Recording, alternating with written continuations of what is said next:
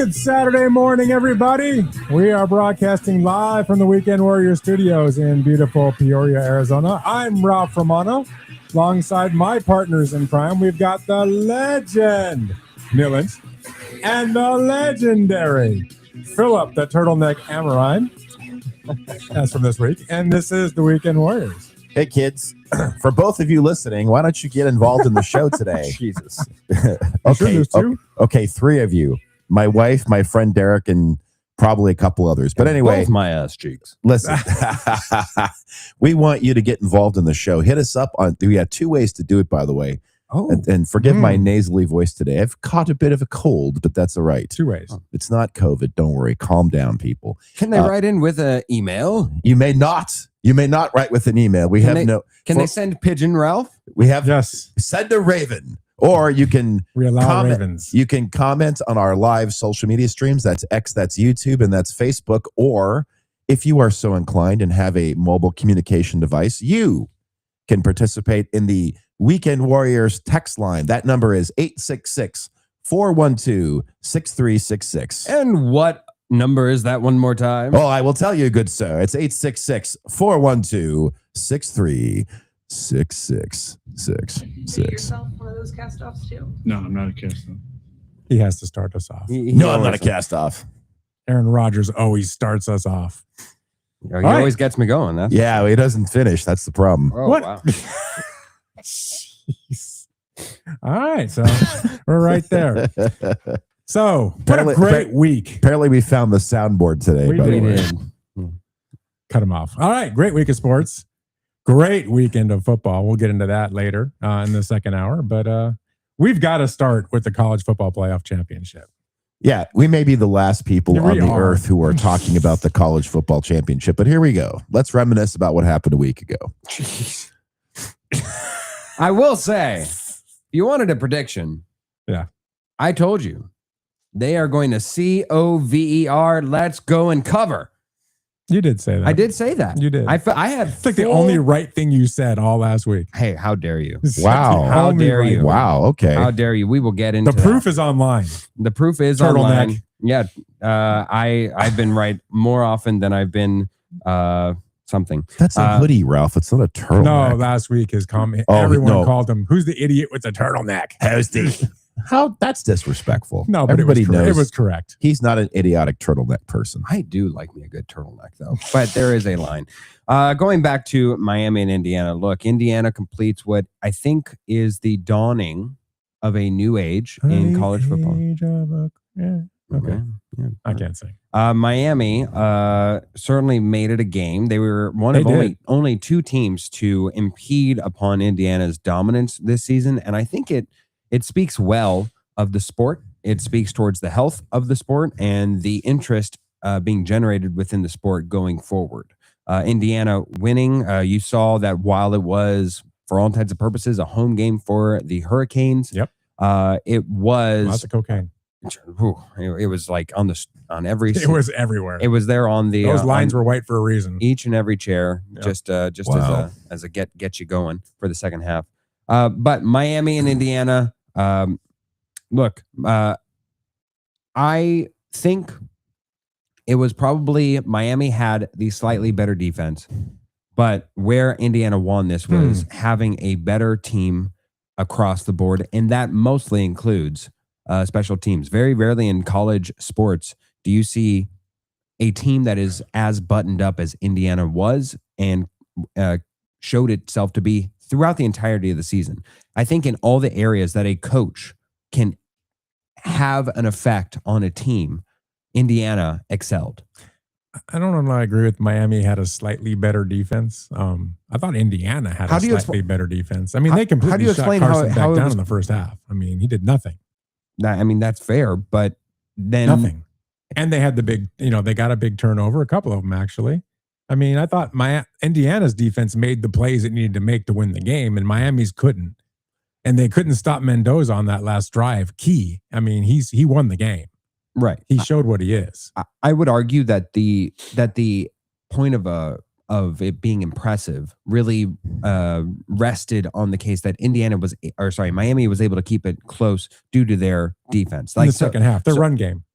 I thought was well huge. on their offense. But what I'm saying is Miami specifically showcased that it was the better defense by even being shutting down Indiana's offense. Is that what you're saying? not shutting it down, but keeping it even to 27. I mean, again, look across what they did. Comparably, yeah. Yeah, so that's where I Miami going to, even if you take away the special teams score, going to 14 points on Miami, that's been done before. Miami has won those games. I mean, even Texas A&M. That's why I find it to be impressive on the part of Miami, and why I give them the nod on what again, Indiana did a fantastic job across the board. If I am an NFL team, if I wasn't a believer, I am now, to where I realize that he's a 65-year-old coach, but I want me some Coach Cignetti. Like, he's just been a proven winner. Do you want him or do you want him? I think you need him. You need a little Sig in your life, you know, especially after you've made a national championship and you're all spent and you're sweaty. I think you just need a little Coach Sig. When you look at the biggest winners of this game, I think Coach Cignetti is definitely one of them. He's validated himself after what he did, which is amazing. Achieved possibly the greatest achievement I think college football has ever seen. Like you I'd have to think about that, but it's definitely one of the best. You single-handedly created a championship team in a sport that does not allow outsiders. But in an era where you could be done in a year. We're living in an era where this is possible more and more. I think we'll see more of this. This is just the first one.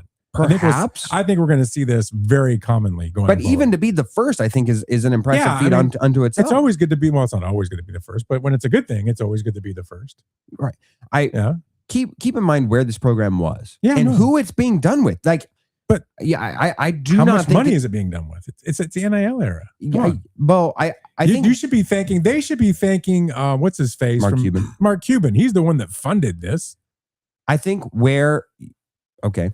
I think where. I think Don't where. mind me. I'll be right back. I can tell. Yes. I think where that is, the NIL has affected college sports and affected this championship. Yeah. Not in the direct way of like it built a super team in Indiana, because you look at it, none of the parts in here are playing above the sum of their parts. They are not many of these players. I mean, you looked at the comparisons early in the game. They were saying like the offensive line is being outweighed by hundreds of pounds, of pure talent. No, it was great coaching. Exactly. Great coaching. I agree.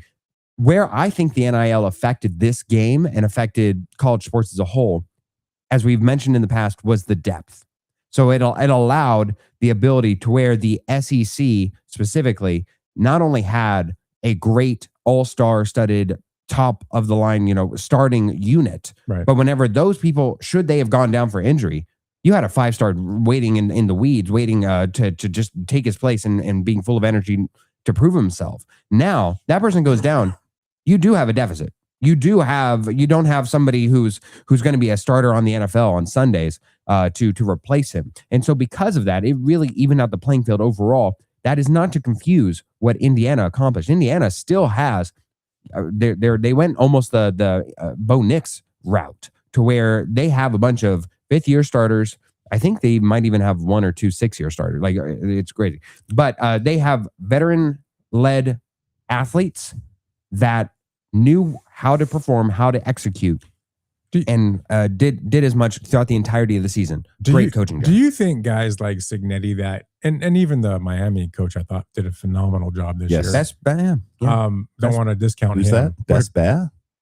Best coaching job he's put forth. He great job. Yes, agreed. Leading into this, he brought Miami out of nowhere, dude. Yeah. Leading into this postseason, he was labeled and tabbed as a guy who underwhelmed and never met the moment. Are these guys like Cignetti and Cristobal?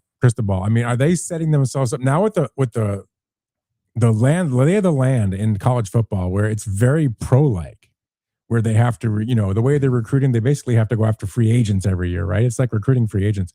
Are they setting themselves up for being more successful at the next level, where they could maybe transition to the NFL game easier, because now it's more like an NFL format in college? You know what I'm saying? So does that really help these guys to make that next step a lot easier than in the past, where those guys struggled because such a different game, because the players weren't paid? Now these guys are paid and they want to leave every year. I mean, example would be Mendoza's brother just left, right? Which I was kind of surprised at.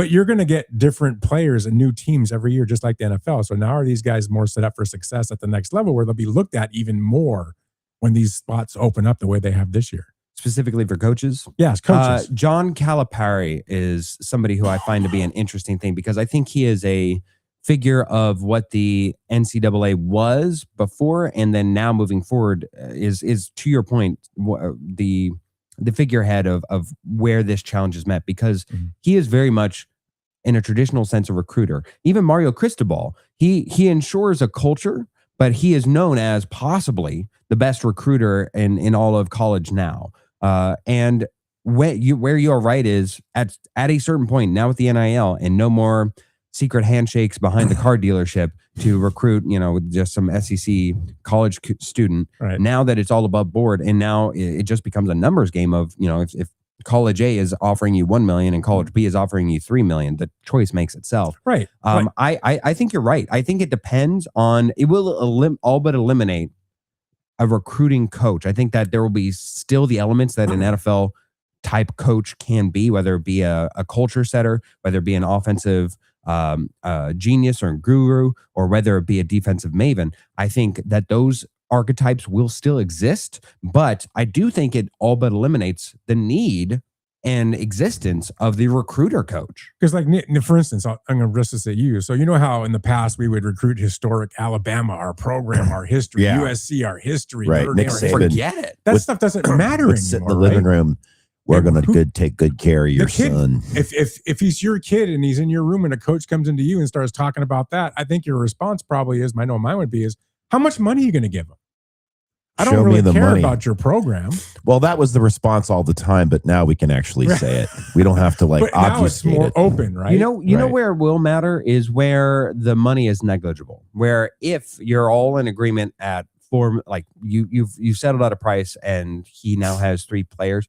That's where it will matter on let's say, for instance, the Arch Mannings of the world, where he was going to generate as much money as he can possibly get with any sport. Where that mattered was where they thought that he could best be placed to be with a prodigy such as himself to then meet his specific talent and prepare him for a career. So that's 1-year gigs. The money they're giving them, it's the looking players? like it now. If a player gets money, is it for 1 year? And then they renegotiate the value every year? It is 1 year. I believe so, yes. So like for an Arch Manning, I would renegotiate that money down. He was terrible. He was. No, honestly, he wasn't what they thought he would be last Even year. if it's publicity, though, he's generated. There is to warrant. He's a Manning, but his value on the field was a lot less than they anticipated. Like that matters. It got a little bit. They want to win. The coach has to win. They were amongst the teams that you would consider on the quote unquote bubble. So come beginning of the year, he was the next. He was Jesus Christ. I agree. He was the number 1 pick this year. He was this. He was that. He was nothing even close to that. 100%. I would renegotiate that contract. He did not meet the hype. Certainly, that his buzz prior to the season, but that was almost. It would have taken a true Peyton Manning like season for him to meet that moment. To go off this a little bit, what about at the game? You had Davis and you had Brady sitting there like eyeballing Mendoza the whole time. Hey, right? You know what the soundtrack that was going on in their head?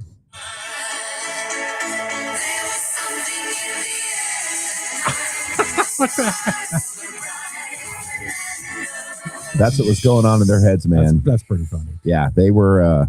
That is the unofficial theme song of Fernando Mendoza. Did you watch Davis? And he was sitting there behind the end zone, it was like he was checking a girl out at a dance, and he was getting ready to go ask her out. I mean, it was ridiculous. Did anybody see where his hands were during that time?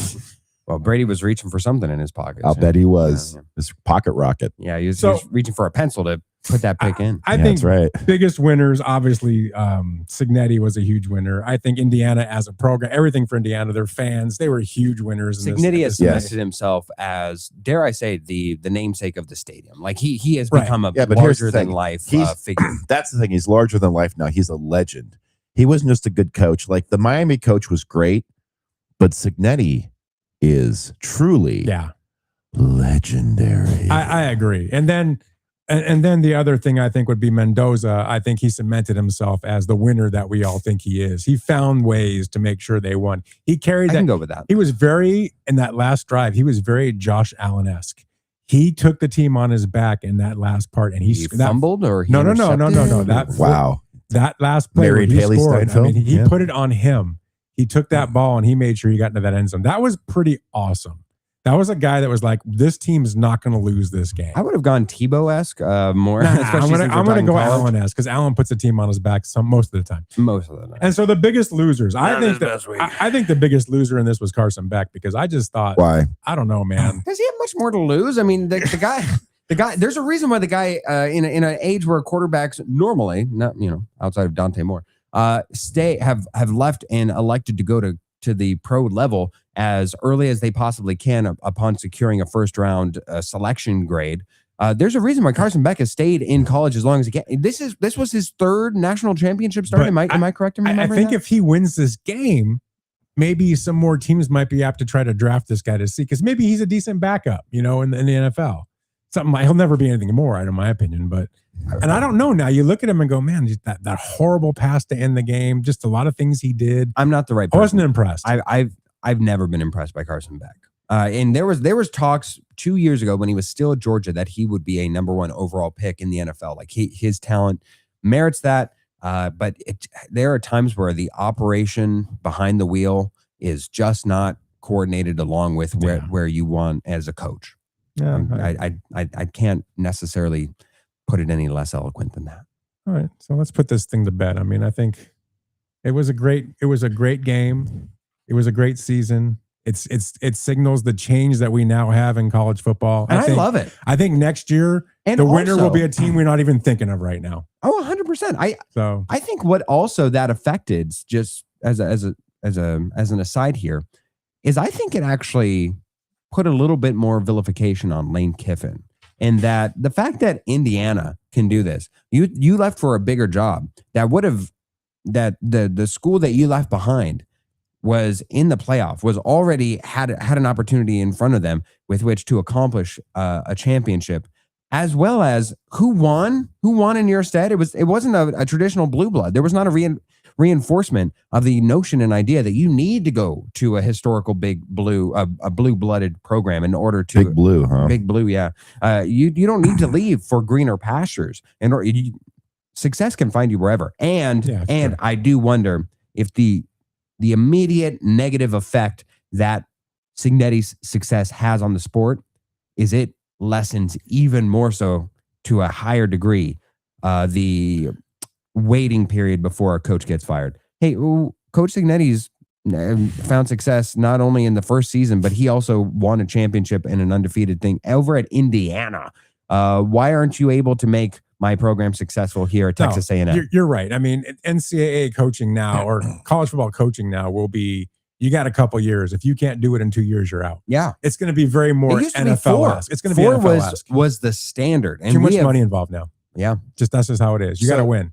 And looking into next year, a little peeky poo talking about there's probably going to be a completely different team. Yeah. What do you think that the markets, the betting peoples have to say? Who do they think is going to win? Good question. I'm not sure. Well, I have the numbers up here on my communications device, and I can tell you. I believe I think Indiana is still favored. Yes, they are tied for. There's 4 tied for first at plus 700. Texas is one of them. Indiana, Ohio State, yes, and I think it's still Miami. No, Alabama, Notre Dame. Oh, get out! Notre Dame is plus 700. Now, where's your favorite team? Let's see. USC, Michigan. USC is plus 3,500. Michigan is plus 4,000. Yeah. I think the way too early rankings have listed USC as like 13. Arizona State is plus 18,000. Arizona is plus 20,000. But again, I think even though they put this out there right now, I think Indiana will be a hugely different team that won't be as good. Yes. I understand the great coaching, but I think losing Mendoza, losing all the guys I lost, it's going to be a different team. They're still going to be good, but they're not going to be that national. They're not going to be 16-0. Which is an amazing feat, right? 16-0, especially with the manner in which how they did it this year, I think is partly why it's the most going to be harder team. to keep a program on top, in my opinion, this year. in the next coming years. It's going to be harder, and it's going to be easier for even like a UCLA of the world to go ahead and spend a ton of money and bring in a ton of recruits, and boom. Also, keep in mind that teams are affected by not only the NIL but the transfer portal occurring at the same time as the playoffs, meaning that Which you is are. tough. Yeah. It's so tough. You have to change that. You are tasked as a coaching staff not only the game plan to keep your playoff lives still beating, while recruiting half-heartedly because you're divided in your interests. A kid that's all but assured to go somewhere else because it's like, oh, do you not care about me? Understandably so. It's incredibly tough. Sports Girlies on the text line says, hey, who's that beautiful idiot in the zip-up hoodie? I don't know who she's talking about. That's the person that she stabbed in the back last week, somehow saying that my Broncos don't have the playoff moxie to do. I remember, baby. I remember. You know, speaking of Broncos, Blissful Hayes is on the text line saying, good morning, Ralph, Neil, and Philip. Hey, Philip, the Broncos should give Peyton Manning a shot coming back at quarterback. He can win 2 games, surely, either that or Tebow. You know what? I'm going to say this as simply and plainly as I can. Okay. Until we reach our prediction portion of the show for this upcoming week's games that have yet to happen, I am in absolute bliss of a victory that we achieved in overtime over a Bills team. Okay. You cannot tell me otherwise because it is. I am not relegating myself to only 5 minutes, 5 friggin' minutes of joy and bliss that I was robbed of. I'm taking it back. Wait, hold on. Broncos country, let's ride. Yeah, that kind of So bliss. disrespectful. This is so disrespectful. That's so great. Gosh, I love that. We'll talk about that in the next hour. Oh, well, yeah, I'd imagine it's on the docket. It's on the docket. All right, let's move on. I've got a beef. Oh, you have a beef, huh? Neil, I have a beef. You have a beef. How much beef? It's like a. Is it girthy beef? It's like a side of beef. He's gonna wag it at you. It's a side of he's beef. gonna It's wag gonna you. wagyu. Here's my issue. What's your issue? The frickin' Brewers, they're ruining baseball. Oh, tell me, Ralph, why do you think the Milwaukee Brewers are ruining baseball? Hold on. They are ruining baseball because Right. look, I'm sick and tired of everybody saying the Dodgers losing baseball when you have the Brewers or teams like the Brewers are ruining it because look at Freddie Peralta. Why did they trade Freddie Peralta? Their best pitcher. Why did they get rid of him?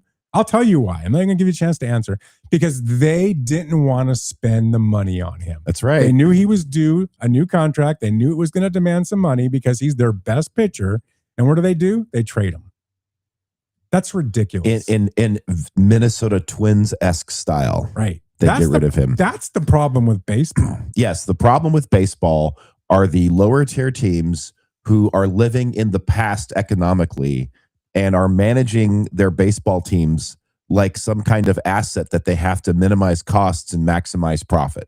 That's what they're doing. Yeah. And there are a lot of teams now that aren't doing that. The Dodgers, obviously. Also the Mets, by the way, the Blue Jays. And there's a few others. But ultimately, it's these bottom tier, bottom feeder, fillet of fish, codfish eating teams out there. Hey, it's the Gordon's fishermen. Trust the Gordon's fishermen. No, these are the teams, and I agree with you, Ralph, 1 bazillion %. Wow. Those are the teams that are ruining baseball. A bazillion %. The ones who refuse to spend the Pohlads, the John Fishers, whoever the owners are of the Brewers, all these teams, the Pittsburgh Pirates owner, they're the ones ruining baseball. And they're, I already said John Fisher, sorry. but yeah, they're the ones who are actually ruining baseball. They're the ones who aren't getting with the times. And they instead of just being, why don't you just be decent people and sell your teams to other owners who absolutely do want to spend the money? Yep. Why Especially are you you, being so Pohlads. greedy and selfish? Sell the team. Sell the team. Question: Sell when the would they have needed to pay? Thank you. When would they have needed to pay him? Next year, I believe. I don't know that I necessarily would have taken what the takeaway that you had about it. Well, of course not. You wouldn't have. Turtleneck. I think I He's have got a hoodie. I think Turtleneck. I think it's all but confirmed that there will be a lockout, and everybody believes it. That is more. Yeah, the bottom confirmation. tier teams believe it because they're all whiny and gripey But and complaining about they're it. the reason, Phil. Here, let me give you one example and then you go. Yeah. The White Sox. Okay. $79 million payroll last year. $79 million, right? That's nothing. It's nothing. But you know what the You're a revenue professional was? sports team. What was the revenue? $340. That's absurd. But that's what I'm That is saying. criminal. $79 million in payroll, but $340 in revenue. Could they spend a little more money? Of course they could. Did they want to? Absolutely not. Now, they have done a little bit this offseason. I'm going to give them that. But it's an example of that's what you see. Look at the A's. Do you see the facility that they're building in Vegas? It's impressive. 1.9 or $1.19 billion. Yeah. Stadium and the Bally's facility around it. It's absolutely it's going to be amazing. Do you think they're going to spend more money on payroll? No, they're not. No. Because they don't want to. Yeah. No, John Fisher is looking at it like an investment, and he's just like the poll lads did. Now, there's rumor, there's scuttlebutt, there's grumblings around the league that the new poll lad in charge might actually be a little different. We'll see. The new all right. poll lad. Sorry, you got your last names working against you. I'll The poll believe lad in it. pole position. I'll believe it. Yes, I'll believe it when I see it. But ultimately, yeah, you're right. He's spending all of his money on the stadium, and what's he going to get? Like who does he think he's going to dupe into cheering for this team? Right? Like seriously, it's just unbelievable. I mean, one thing about as I'm going through puberty again. One thing about the Diamondbacks that I do kind of sort of respect is that as much as they could probably take up the mantle and complain about all this stuff, they're not. They're just trying to get good players. They may have some spending issues in their organization, but ultimately, you don't hear them whining and complaining about it. And they have to face the Dodgers 13 times a season. They just acquired Nolan Arenado. Yes. But that's their problem right there. They go after guys that were in their prime 5 years ago. Man, They do this like Randy Johnson and Luis Gonzalez and Kurt Schilling and Mark Grace. No, that was a good move for them. I'm picking on them. Nobody absorbs their like retirement community more than the Arizona Diamondbacks, where they like As much as you hate old people, they love them. Yeah, Sun City, they're like it is affecting their management. He does hate old people. Oh, I know. He's the total ageist. Absolutely. But Nolan Arenado, I at least have some belief can at least on defense. What's the value of that's not what you need. That's a horrible signing. And even the fans say it. It's especially a horrible out of third signing. base. Yeah. Speaking of horrible signings, again, remember last week we were lamenting Cody Bellinger losing out on the Dodgers left fielder sweepstakes. Yes. And now, where did he go back to? The Yankees. The Yankees. Well, what choice did he have? He didn't have any Tucker choice. made that happen for him. Yeah, Tucker made it happen for him. And also, too, he needs to get a new agent. I don't like Cody Bellinger with Scott Boras. I don't like anybody with Scott Boras. That's true. He's very dirty. He makes you feel like you need a shower. Supposedly, it's a industry not widely kept secret. It's just everybody knows about it. It's wide out in the open. That Scott Boras is just so full of himself that they put him on hold. They assign an assistant to just wait in the meeting room and just come back out and say, all right, it looks like he's winding down. And then he's boxed himself out. He'll just go on for hours. Like he just happens to have, he's acquired a volume of high profile players as clients. And that's the only thing keeping him around. I Look, as much as I don't like him, and I don't like him, he's very good at what he does. Usually this. Yeah, he's so good that he got Cody Bellinger the maximum value he could get for him. That may be the first time in a while that I've seen one of his players. What are you actually get talking the about? short A side. cap and a cup. A lot of his players held out, ended up signing for lesser than they wanted last year. Yeah, He had Last 5 year guys specifically. holding out last year. yeah, exactly. Yeah. It's just, to me, it's ridiculous. Yeah, He's making his money. What does he care? for me, it was the Yeah, no well. trade clause for Cody Bellinger. But I that found was to be that was what he got out of it. Oh yeah, That was his which concession. is weird. very weird. Yeah. I don't. Not sure how that made him feel good. Yeah, I don't know. You know what? Whatever it takes to make him feel good. Before we move off of baseball, I got one more I thing, don't. but yeah. Oh yeah. Well, I did want to talk about Carlos Beltran getting into the Hall of Fame. I was going to wait till next week, but let's do it this week. That's fine. Okay. No, we can talk about it. Why? Terrible. Look, I get it. He had 17 of the 18 years So what? unpunished. So what? that last year that finally got him a World Series championship at the cost of his soul. He has no business being in the Hall of Fame. It took None. him 4 years, and I think that's where the writers somehow have isolated the steroids whole thing, that like the steroid wing of the Hall of Fame, Right. and Kind did of. not put this scandal, which I'd argue far more affected the game, as it was a very much more isolated incident. Pete Rose-esque. Yes.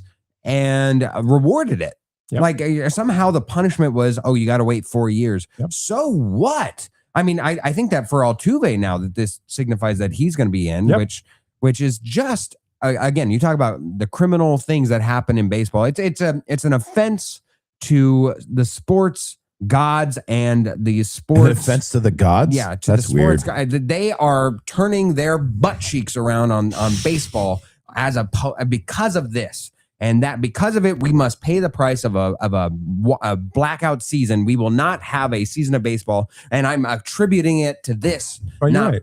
Yeah. Everything about this is wrong. It's wrong. He cheated. He cheated. He was known as the ringleader. Right. He what he did and his role in that scandal was unacceptable. It was ridiculous, and he should be banned. He should have been banned, period, at that point, right?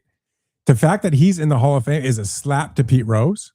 And the way that they treated that gentleman, who was one of the all-time greatest hitters in the game, but because he bet, which is not a good thing, but he did bet. He always bet for his team, but they blackballed him. Yeah, for years. And this guy, what he did was no better. Yes, he stole a World Series. He cheated. For those who don't know, Houston Astros won their first World Series in their team's history, in large part due to a scandal, a trash can beating scandal that allowed them to be able to predict and illegally. Really? I had no idea this happened, Ralph. Some people don't know. He's educating. Yeah, some That's people true. don't. We are a public service. Yeah, so you guys are thank you, Phil. You guys are Dodgers historians. So we know for sure. Yes, you But know go for ahead. sure. Continue to educate. And so therefore, them winning their World Series off the backs of such a cheating scandal that led them to the World Series, in which many people can pinpoint times where them knowing pitches. I mean, that it was very evident when you watched those games. Yes. The way they lit Kershaw up, they knew every pitch at that time was coming. Was not. It was unheard of. He was in the middle of just prime Kershaw. This was Pete Rose-esque. This was Black Sox-esque. I mean, this is bad, and this guy's being rewarded by being in the Hall of Fame. Unacceptable. We should boycott the Hall of Fame. I wish I could do something about this. This needs to be turned around. It's wrong. Yeah, if there was. Because of this, I will not be purchasing a ticket to the baseball. I want to go there and boo the whole time he's giving his speech. Oh, that'd be so good. Oh my God. I wonder if there'll be people that do that. I bet you there will. A lot of Dodger fans should show up and just boo the hell out of him the entire ceremony. This is just this is horrible. If you get, here's the thing. If you get a large number of fans who do that, there's no way security can stop them. Nope. There's not enough security. I know. I've been to Cooperstown, man. They're going to find a way. Yeah. They're going to light you up. How? That's a small town with a small town way of thinking. I'm telling you. Yeah. If you have 100 people, that doesn't work out very well. You're going to get Jeb and they're like, come on, man. Let's go get him. All right, Slugger, let's take it. What is this? What, Cooperstown, New York or Alabama? What are you talking about, Ralph? Good grief. I love Cooperstown, New York, by the way. It's one of the coolest little towns in the country. But man, I don't know. Hey, let's move on. I'm pissed about that. Let's talk about, so the top 100 players came out, right? So we got down to the top one this week. So I want to mention the top 5, and I want your guys' opinion on, did they get it right or what did they miss? I have an opinion on one that I think they got wrong. I'm curious what you guys have to say. So the top 5. At number 5 is Jose Ramirez. Number 4, Cal Raleigh. Number 3 is Bobby Witt Jr. Number 2 is Aaron Judge. And number 1 is Shohei. I don't think anyone's going to argue number 1. He is number 1. Oh, there's plenty of people who will because they're stupid. idiots. Yeah, they're just that's stupid. fine. I'll give you mine that I struggle with. Really quickly, is it the top 10 or top 100 players of last year or the ones heading into this? Heading into this season. Okay. Based on their past performances. Yeah. Okay. Where I think they got it wrong was at number 4 with Cal Raleigh. I don't think Cal Raleigh is the number 4 player going into this season. I think he should be ahead of Bobby Witt Jr. I think he should be 3. Oh, okay. So you're saying he should be higher. He should be higher. And because what he accomplished last year, the amount of home runs and how he played last year as a catcher is so much more difficult to do and accomplish as a catcher because of the abuse they take every single game. They're involved in every single pitch. And the abuse that gives you as a player and the amount that wears you out is outrageous. Not to mention that they're squatting down the whole game, which is kind of tough. I'm sure they're all great at it. But anyway, I think it's a very difficult position to play, and to have the numbers he put up were historical. And you look at Bobby Witt Jr., no disrespect, Bobby Witt Jr., I think you're a great player, but you're not above a Cal Raleigh. I don't think he's top 5 even. I think he could be. Listen, top you five, could put, I mean, I also don't think Juan Soto deserves to be 6th. Sorry. Yeah, I Maybe agree I'm with a that. little biased I didn't with want to that. go all the way to 10, but I just thought Paul Skeens, Tarek. So listen, I would even be okay if Corbin Carroll made top 5, honestly, but not Bobby Witt Jr. Really? Yes. Okay. I would be okay with it. Otherwise, yeah, I do agree with you that I think Cal Raleigh continues to be disrespected and underappreciated for his contribution. I agree. I think he is. I think he's amazing. I think you can say he's going to be somebody we're going to remember in history as what an amazing catcher Yes, he was. I agree. And not for his defense, but his bat's amazing. So go ahead. He's going to Phil. remember it in the same breath as Joe Mauer. Yeah. Mauer. I trust me, as a guy who loves big numbers, Will Smith. I'm all for Cal Raleigh. I think he's appropriately placed. Like granted, he's an MVP candidate. Honestly, it's funny. I would have moved. You're going Aaron Judge. I know you are. I would have moved everybody up and moved Aaron Judge down. You can't. His numbers are just too good.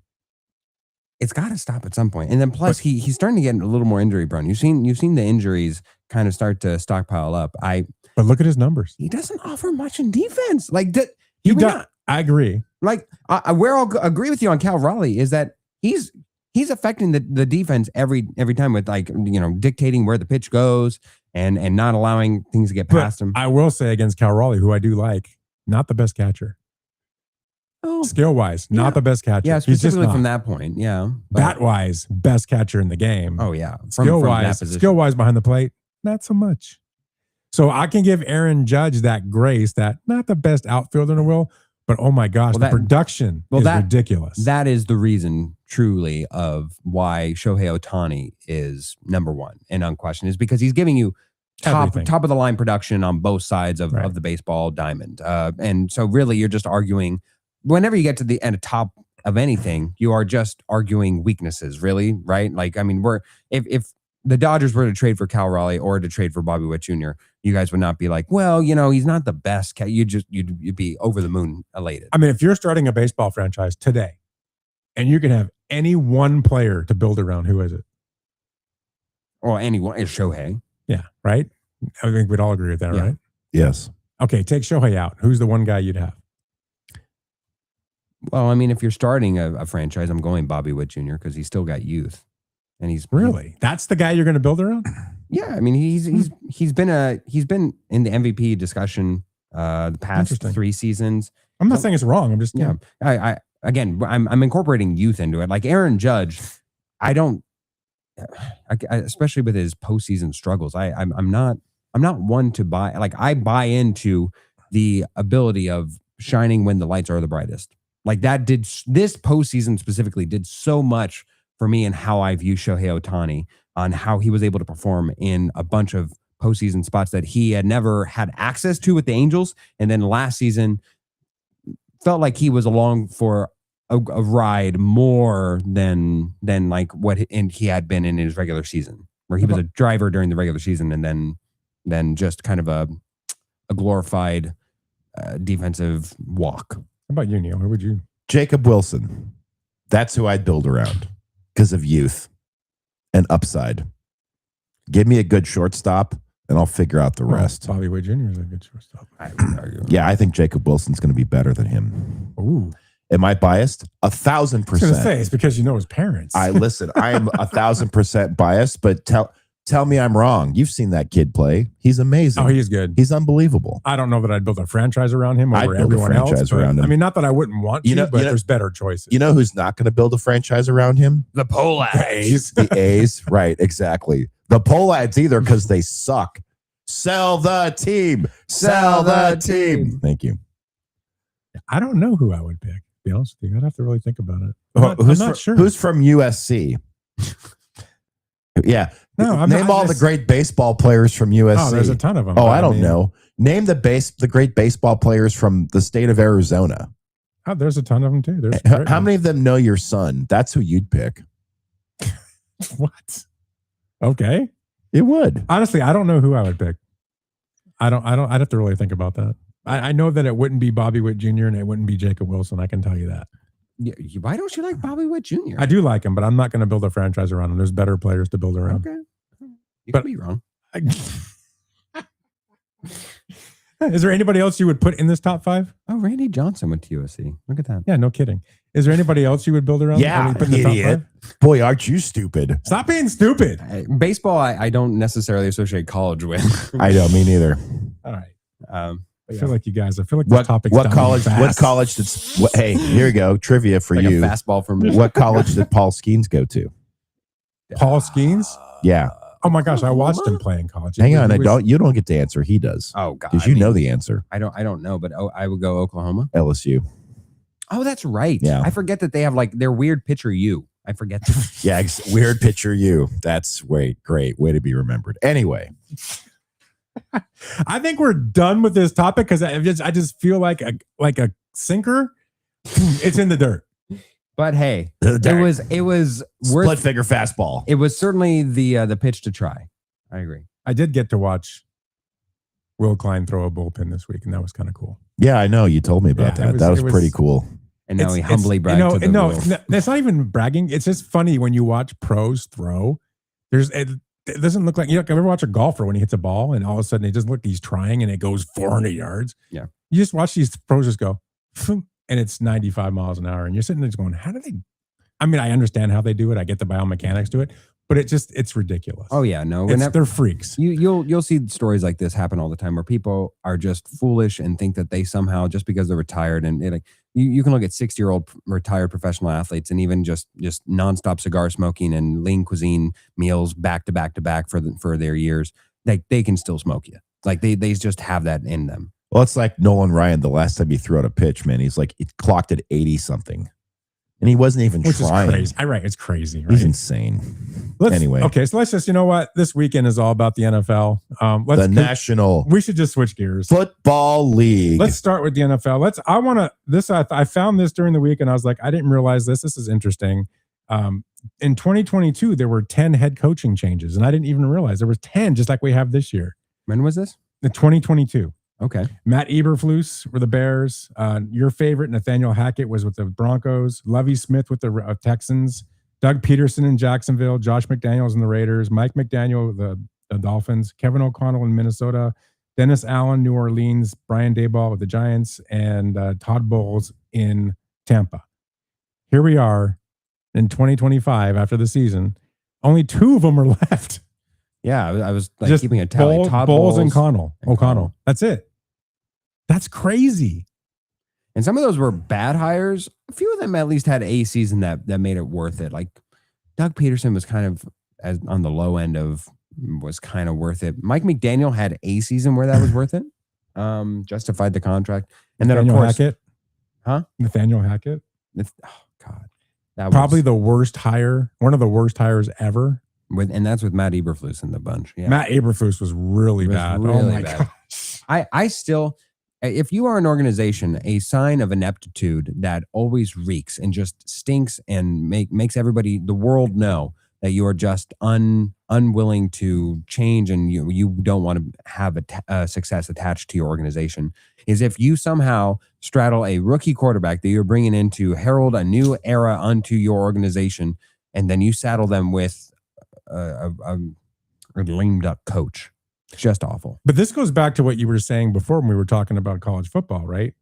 In the NFL, if you don't win right away, you're out. This is you have to win now. That's why I am curious where the Steelers go. They still have a vacant job here, and everybody knows they've only had 3 coaches in the last 19 years? No, in the last 43 years. I'm sorry, I was thinking of Tom. Yeah, they don't hire a lot of coaches. Yeah. There's only a few organizations like that. They're one of them. And I wonder whether or not the Steelers will have an excess amount of pride associated with that stat, or if that stat was merely born out of the success from those coaches. Meaning the difference being, if the next head coach is abysmal for the first 2 years, like, and you can perhaps make a case, should they be fired or should they not? Will they value the lack of quality wins more so them value the idea that we are a place, a safe haven for coaches, that even in spite of all the negatives that may be associated with the job otherwise, at least we are a lure to top head coaches to know that we are a place where you can grow a program with us. Don't you feel like guys like Liam Cohen, Mike Macdonald have created an environment in the NFL now to say, hey, you don't need to be there a long time to have success. Liam Cohen had success this year. Mike Macdonald, within 21 months, he's in the NFC Championship game. I mean, he overturned that entire roster almost. Mike Vrabel is another one, right? I mean, you've seen these young, good coaches come in and have instant success year one, year two. They've turned the organizations around. Then you have the Jonathan Gannons of the world who couldn't win a game if he tried. So, I mean, I think you might start seeing more after 2 years. If you don't show something, you're out. We're going to start seeing a lot of turnover.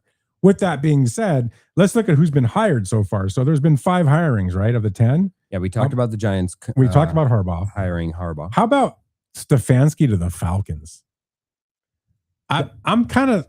The Falcons hired Raheem Morris, who was already had a bad experience, right? And they brought him in. He had another bad experience. I'm sure the Cardinals will probably hire him. I don't know if I necessarily would have fired Raheem Morris. That one felt like a scooch early. I don't know, man. They were a team that was tied for the division lead, but with a lot of good wins at the end, and the team did not give up on them. At 7-9. And with a quarterback injury. Their starting quarterback did go down.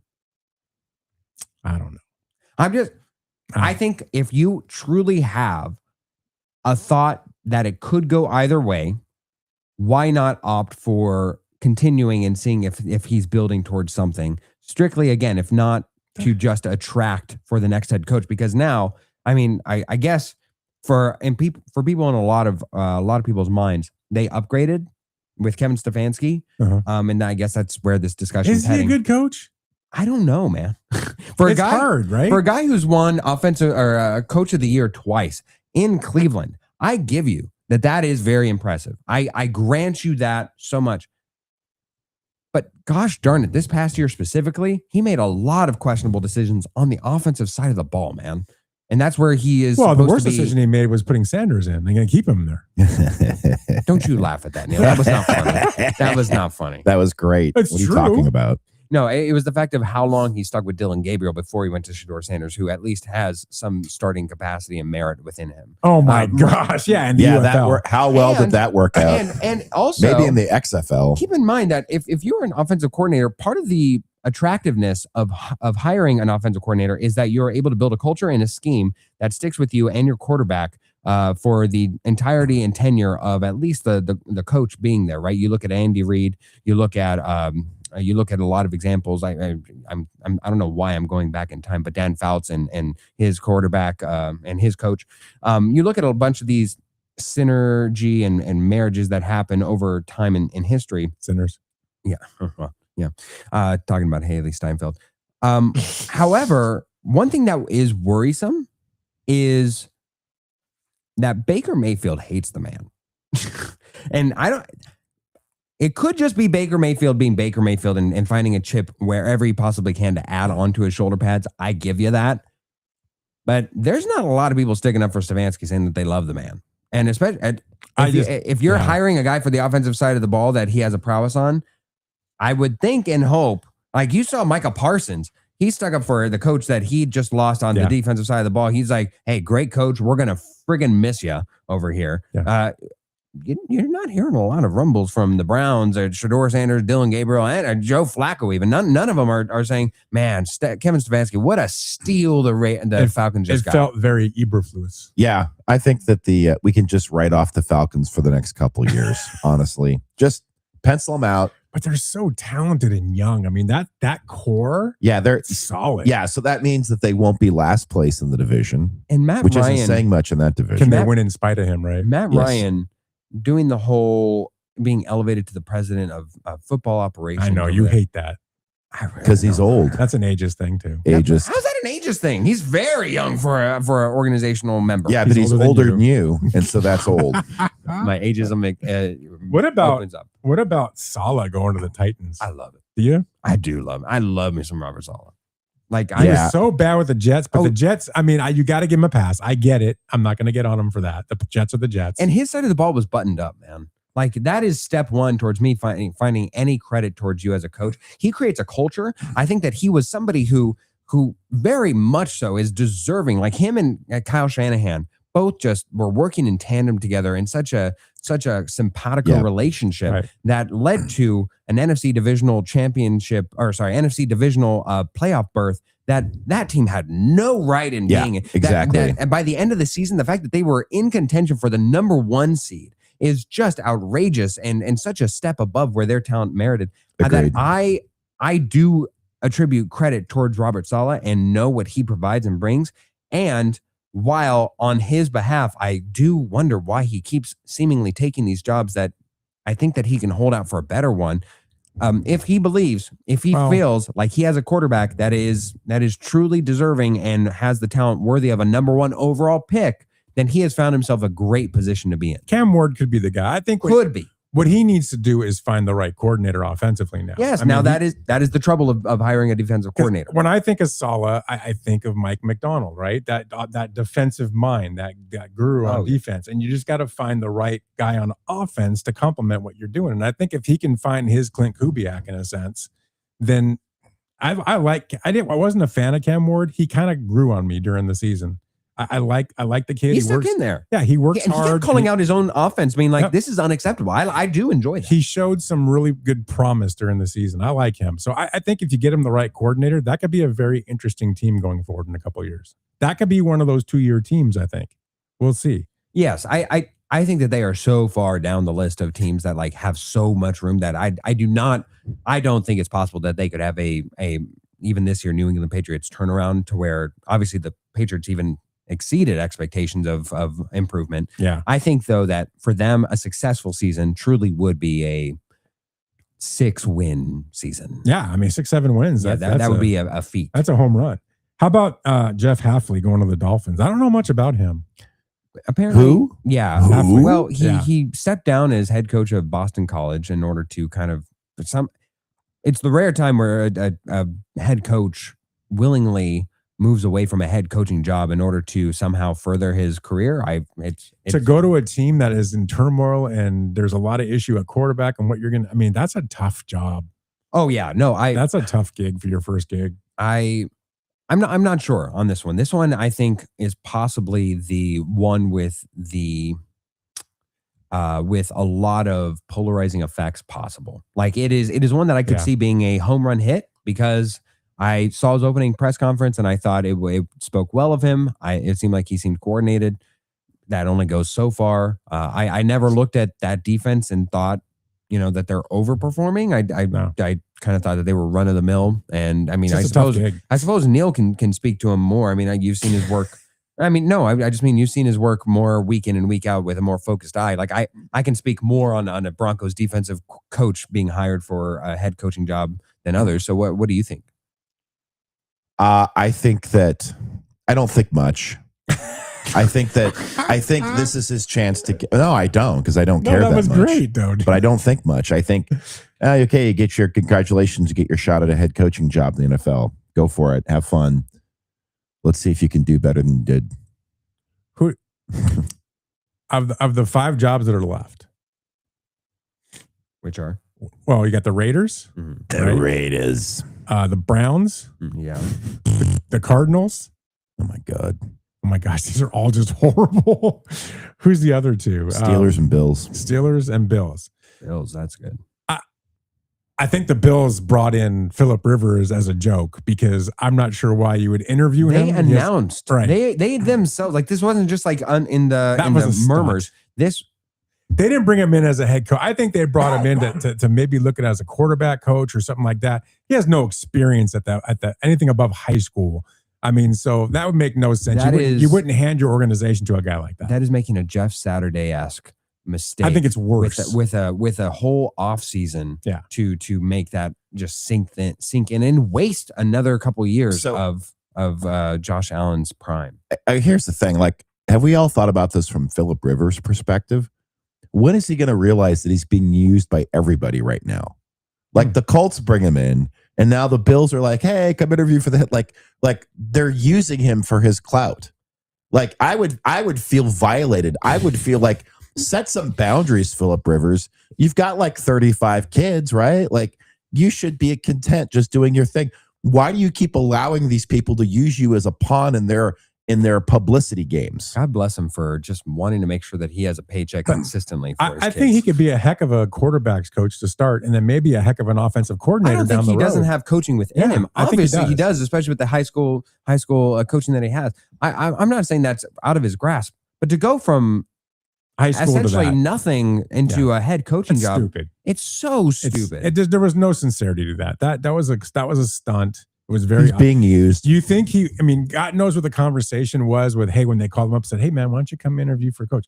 There had to be a deeper conversation than that, because there's no way in the world he thought, oh, yeah, I'm more than qualified. Let me go out there and be your head coach. I'm going to start my chant. He's never ran. Leave Rivers alone. Leave Rivers alone. Leave Rivers alone. Is Buffalo the best job left? Yes, I agree. easily. I'm going to be honest. Uh-oh. The fact that they brought Phillip Rivers in to even begin with makes me feel like, remember what this job was before this last regime where their head coach left, before where he came in. They were on a, 17 playoff year drought. Yeah. And I mean, he was highly thought of and respected for ending that. I wonder if they're more incompetent than we even realize. They might be. Well, they might be, but they have a brand new stadium, so it's shiny, and people forget that kind of stuff. Well, not coaches. From an organizational perspective, Like Josh Allen is alone enough to entice a He may worthy need to head get out coach. of that. from an organizational perspective, I agree, they're the wasting. team that is the best is the Steelers. At this point, if they ain't going to put him together or put something for him, he needs to leave. Because he's at the prime of his career right now, and it's starting to go toward the other side of it. And if they don't get something around him quick, I don't know if I see, it's funny. He gets likened to Cam Newton a lot. And I wonder, and I hope, I truly hope that he has a Big Ben Roethlisberger like late quarterback performance in him, to where I don't think a lot of people thought Ben Roethlisberger was going to age gracefully, especially with the way that he took hits and he just stood in the pocket until the very last minute, and even then some. yeah. I hope that Josh Allen doesn't just wither away in front of our eyes, wasting away. Why Sports Girl is on YouTube says, why does he care if they're making a spectacle of him? He's retired. He has nothing to lose, and I think he likes it. Yeah, he's the He Kim might Kardashian like of it. the NFL. There's another conversation going on that I'm not going to get into. I don't know why that conversation even happened. That was weird. Okay. Let's see here. There was something about Gruden. Oh yeah. Ricky Bobby Z. I've heard rumors about Gruden to AZ. I think Gruden deserves another shot. I'd like to see him go back to the Raiders personally. I think he's a great fit with the Raiders. I really do. As a coach, I really like the guy. I like what he brings to the table as a coach. I'm not talking about all the other BS that happened. I'm getting past that. If the I don't know if the MLB players Hall can of get Fame past can it. get past cheating, I can get past some emails. So We're talking about Hall of Fame. Like, there's no I know. active I'm just team. saying. I was just saying. But I'm just saying. I like Gruden. I think he deserves another shot. And I think if he went to Vegas, I think you'd see a turnaround in that organization. I really do. There's so many. He's been good wherever he's gone. No, he's not. Sure, he has. You look back at Vegas. He started building that organization. They were good. You realize how close that man is to a 500 record overall? Like, he is not as successful as we remember him to be. Nobody has just aura farmed from one Super Bowl win. Aura farmed. Yeah. A good word. Thank you. I wish I could take credit for it, but it's making the rounds. There's nobody who has taken nearly as much credit and as much responsibility for one Super Bowl that feels completely and wholly undeserved as Gruden has, and even got his brother along for the ride. So good on him. I'm glad that you're able to generate so much, but my goodness, get out of that business. I'd rather take a shot on a line coach from somewhere that I don't know than go to Gruden again. All right. Well, I think real quick, worst job. Browns and Cardinals stand up. I'm going to go with Cardinals. Neil. Oh, I get to talk now. Thanks. I'm Worst going to job. say the Browns. Man. I go with the Cardinals. You get a division with the Rams, the Seahawks, and the 49ers. I'm going Cardinals, but Sanders makes me want to say Browns because he's so bad. Hey, that's hour one. Join us for hour two. Hour two. Oh man, we're gonna get into that. We're gonna get into the divisional round. We're gonna attack this thing. Yeah. It's gonna be awesome. We'll see you in about 4:30. It's the Weekend Warriors. Stick with us. Stick it. Hey, Ralph, got another solar question for you. Okay, but did you check out the Harmon Solar Podcast first? The what? The Harmon Solar Podcast. We put new episodes up twice a month that teach you all the things you ever wanted to learn about solar. We discuss things like how solar works, the roofing, sales process, demand management, everything solar. Show like this needs some real smart thinkers, huh? Well, yeah, So you got some really great guests then, huh? almost every show. Is it on Spotify? Yep. iTunes? Yep, just search it everywhere. It's the Harmon Solar Podcast. Go check it out at harmonsolar.com. After you cook, are you staring at a pan full of grease? Pan dust turns hot, messy grease into dry, scoopable crumbs in seconds. Sprinkle, stir, let it set, wipe it out, done. Fewer towels, cleaner counters, and yes, happy drains. Want to see it work? Open YouTube and search Pan Dust Absorbs Grease, or go straight to our channel at Pan Dust Absorbs Grease. Watch a quick demo, hit subscribe, and share it with your bacon-obsessed friends. It works on cast iron, non-stick, baking sheets, even grill pans. It's plant-based, no harsh smell, and cleanup is weirdly satisfying. Make cleanup the easiest part of cooking. Pan Dust absorbs grease. Game day, date night, or a midweek bite, make the Spot Neighborhood Grill your go-to. Sizzling burgers, crispy wings, street-style tacos, fresh salads, and shareables that disappear fast. Add an ice-cold draft or a classic cocktail, and you've got your new neighborhood favorite. Wall-to-wall TVs so you won't miss a play, a patio made for Arizona evenings, and that friendly local vibe you love. Find us at 2 Valley locations, Scottsdale at 18,251 North Pima Road, and Glendale on 5350 West Bell Road. Dine in, grab takeout, or order ahead. Find us at thespotgrill.com for the menu, hours, directions, and daily specials. Again, that's thespotgrill.com. The Spot Neighborhood Grill. Great food, great people. Turn your backyard into the best seat in the house with Curbalite, the app-controlled landscape curb that wraps your trees in color. Pick any hue, run preset scenes, even schedule your lights right from your phone. And on party night, make the lights dance to the music. Choose the traditional round tree ring or the contemporary square. Both install in minutes and link together for bigger, brighter displays. Connect up to 12 sets to frame your whole space. Built for real weather, Curbalite is tested in extreme heat and cold, so your glow goes year-round. Level up your nights, game day, holidays, or just because. Get Curbalite now at Curbalite.com. That's Curbalite.com. The Weekend Warriors, taking sports talk radio to a new dimension. Listen to Ralph, Neil, Phil, and guests break down the news. Isn't that what everybody wants? The games. If you like the NFL, this is your show. The matchups. This will be the last year we will ever see one 3,000 strikeout player, much less two facing each other. The Weekend Warriors. We are known to chant as well.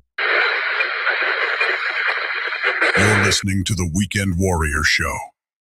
It's time for hour number 2. It's the Weekend Warriors. Warriors come to play. Yeah, here we go.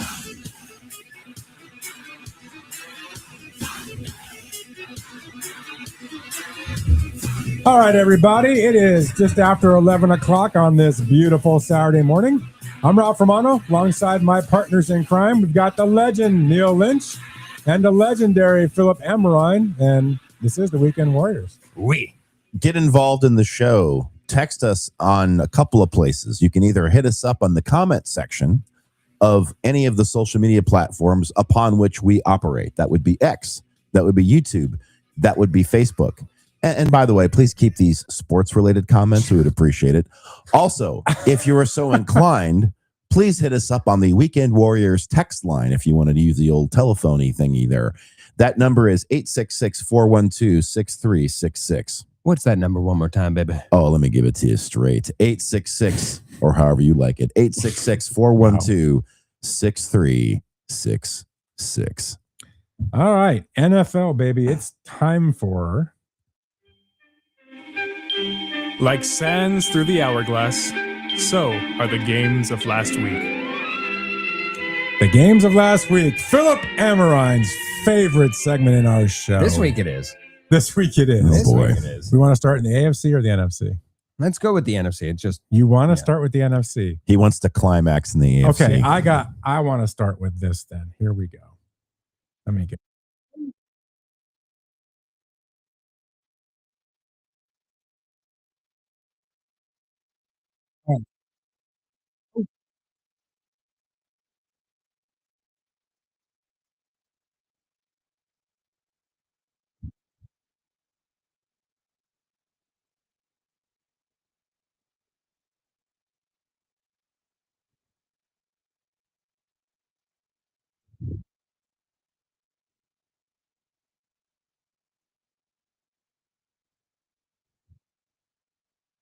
I just had to start it there. So, And who was that?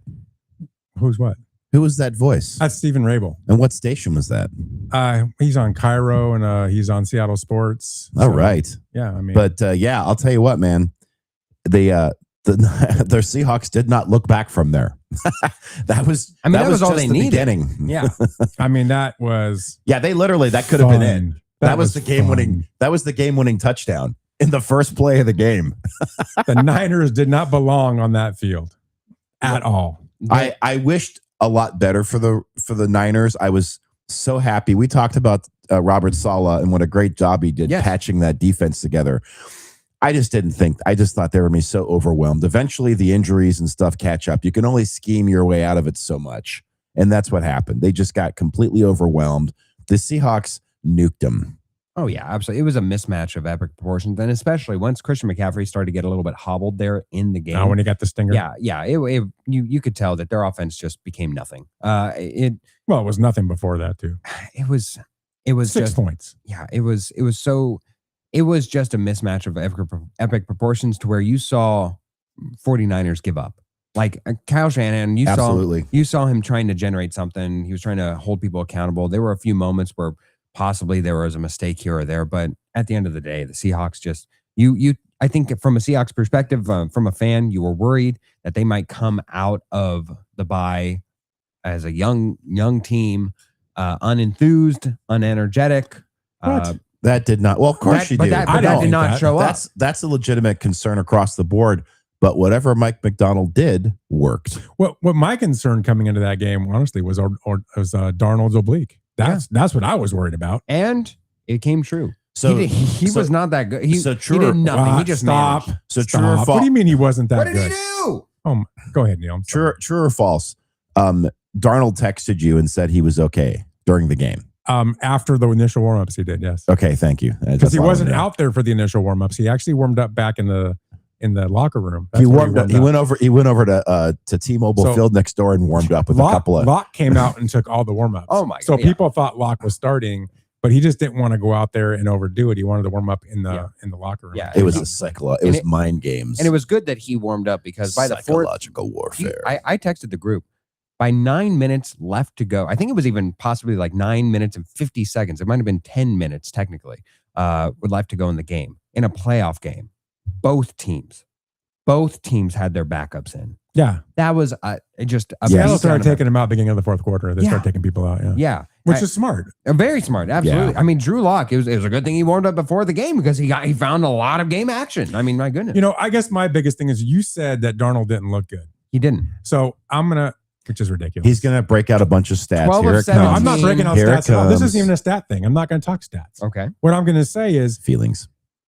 First of all, I've been saying this for a while now. Seattle is the most complete team in football. They just are. All three phases of the game, special teams, defense, offense, they just got it. They're a very talented team. They play really well as a group. Oh, yeah. So when Darnold was out there, I mean, what was K9 doing that whole game? K9 went off in that game. Incredible. Why would you go away from that? You wouldn't. You don't need Darnold to throw passes. He threw the first touchdown pass to Jackson Smith-Njigba in the corner, which was a beautiful pass. And then after that, it was all K9. Darnold, he didn't need to do anything else. Why would he? I can argue right now that Darnold and the Seahawks can win the next two games, raise the Lombardi trophy, and Darnold won't even throw for 200 yards. Because the way that offense is set up right now with that run game and what they're doing, you don't need him to do that. Where you need to get worried, in my opinion, as a Seahawks fan, is if you have to need that, and you don't. He's just a piece of the puzzle on offense right now because that running game is unbelievable. So you're not worried about Charbonnet being out? I was for the just rest going to go of to that net. The one concern I have is losing Charbonnet. Well, that was big. That was really big. He has 12 touchdowns this year.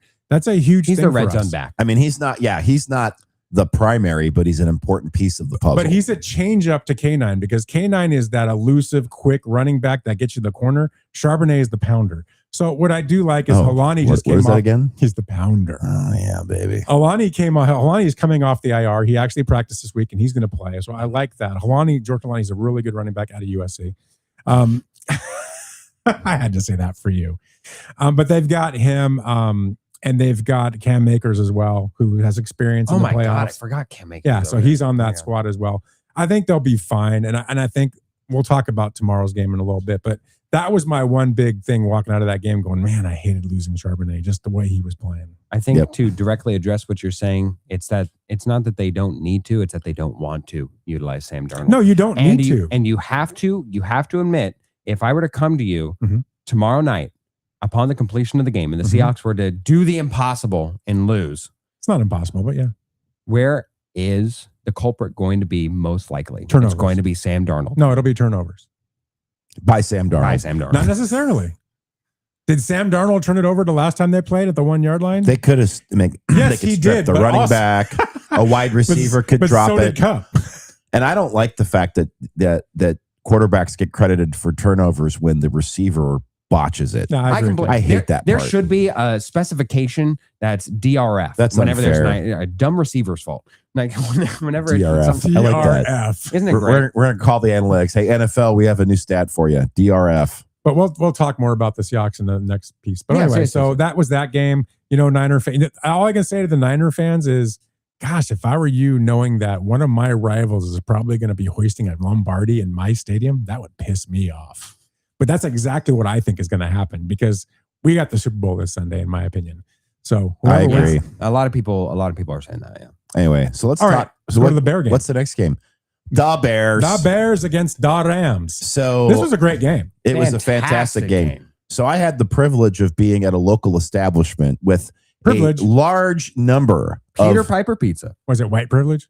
It was not white privilege. Okay. Not Just even wanna make close. sure. It was at the Nest neighborhood grill on 59th and Thunderbird. And that particular bar attracts a large number of faithful, consistent Bears fans. They've been there throughout the season. They dress up like they're loyal, good fans. And a bunch of them came out, and a bunch of their They came family, out of hibernation. Wow, that's weird. A bunch of relatives and stuff came out, and I got to watch the game. And it was me and one other Rams fan, and he was wearing like an old Jared Goff jersey from the Rams days. That really anyway, is a throwback. so Dieter Brock. that game was fantastic. It went back and forth. Here's the thing I will say, just to summarize it. The Bears are the real deal. I mean, I don't think there's if there was ever a time for Caleb Williams to have his coming out party, his debutante, his quinceañera, whatever you want to call it, this was it. I like that. This was it, man. He looked good. He established himself. He's going to be the real deal going forward. Ben Johnson, as much as I dislike him as a person, I'm not yet to the point where I dislike him as a coach. Why do you dislike him as a person? Do you know him personally? Because he's a jerk. Because he's got because of what he did to your coach. Yes, absolutely. Oh, but here's the thing, Packer though. thing. He flipped him off. But let's separate that. Ben Johnson is still who we thought he was going to be as a coach, right? Yeah, absolutely. tremendous. Yeah. So the fact that he took the Rams into overtime is pretty amazing. So Ben Johnson has the Bears set up. They are going to be. It is going to be a tough NFC North for the next couple of years. What about that pass? To address that. Yes, as somebody who wanted the Rams to win, I'm happy about that. But the one lone criminal thing that's going to happen is that pass very well is going to get lost to history because the Bears did not win, and that is you are robbing yourself as a sports fan if you did not see that pass. It was a thing of beauty. It really was.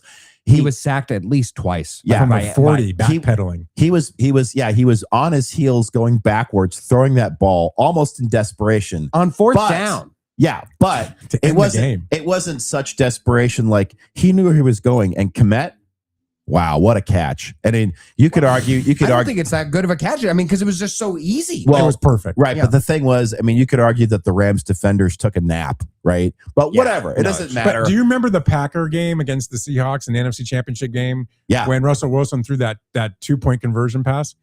It was the same type of pass, backpedaling from the other side of the field, just threw it up, and remember, it just landed right in the guy's hand. Yep. It was the exact version, except it wasn't a 40-yard pass. It was, that was crazy. So all flowers to the Bears, man. Absolutely. The Bears did good. The Rams, good job, Bears. The Rams earned their spot in that. The Rams barely survived 2 weeks in a row. Listen to me again. 2 weeks in a row. Dominic on Facebook says God took the Bears into overtime. And he says, any day San Francisco loses is a good day. Amen. I agree with that. Wow. Let's catch up real quick with Sports Girlie, who's got some opinions here. Sports Girlie's like on YouTube says, this game isn't even worth talking about. She's talking about the Seahawks game. I'm excited to see the Hawks against the Rams. You've got her trained well, don't you? I do. Darnold didn't need his obliques to win the game. Ralph, you're agreeing with Pookie. Darnold doesn't have to go good, be good for them to win, and he isn't. But they're still winning. And he isn't, but they're still winning. You know what, Sports Girlie? You need to find new friends because the one person you're hanging out with is totally tainting you. Well, and I used to like you, now you're tainted. Let's be fair. I also called out very early on that that last game of the regular season was the formula for the Seahawks' success, which was to limit the damage that Darnold can do. So yes, absolutely, that is true. Bitter Dolphin fan is on the text line, says, I like the Hafley hire with the new GM also from Green Bay. They will be on the same page, I guess, what he's having to say. Hafley doesn't say and every 5 words when he speaks like McDaniel. Yeah, McDaniel was having a lot of space outs. Yeah, I think McDaniel was cocaine does that. He was using too much of his product. By the way, McDaniel heading over to the Chargers. Yeah, that was offensive coordinator. That's interesting. That is. That's really interesting. He had his pick of the litter. He could have gone to the Lions, decided not to, and decided to go over to the Chargers. Well, who went to the Lions? Gannon? I don't No. It was I don't remember. I don't remember. Didn't pay attention. So anyway, NFC, we've got the Seahawks and the Rams going to play in the championship game. Let's go to the AFC now. 2 very interesting games. Let's not start with the Bronco game. Yeah, let's go to the other place. Texans Patriots. It was ugly. So horrific. Yeah, my opinion. Yeah, it was an ugly game, but here's again, we are getting to the point where we're going to have to stop saying the Patriots are just had a soft schedule. You could argue it's been kind of soft up to this point, but first of all, you can't control who you play in the regular season, true. right? You can't. And you can't control. You can't really control who you get in the playoffs either. You could. I mean, I don't think this has exercised those demons yet. If they can win this Sunday, that's going to be the final. Yes, we did it. And I don't think so. Yeah. Well, I don't but because I'm just saying. Like, that's been the knock on the Patriots all seasons, that they've had a soft schedule and they've got lucky breaks as far as who they end up drawing in the playoffs. But I think they can get to the Super Bowl and there'll be that same argument because of what we'll talk about in a minute. Yeah. Oh, and that's the part I don't like. Oh my goodness. And yeah, we'll get to that in a moment. I don't want to kill it. But anyway, the Texans looked horrific. Their offense was horrible. CJ Stroud, what happened to that vaunted defense? No. You couldn't stop Drake May. They were on the field the whole game. Yeah, they were on the field the entire game. It is a sports crime that team that was eerily reminiscent of a 2015 Denver Broncos team with a historic defense, the no-fly zone defense. It is such a crime and a shame that CJ Stroud just fumbled away, turned over the game single-handedly. Like the Texans did everything that they could. They even scored. I mean, like they did everything possible in order to make this a game, and yet and still the score belies with the effort that the Texans defense was able to generate and keep them into the game long until the dam finally broke. Yeah, and CJ Stroud is the reason I didn't think they were going to make it this far. But they got lucky and they made it this far, and they got their comeuppance finally. I think CJ Stroud will look really good in the Cardinal uniform. I think so.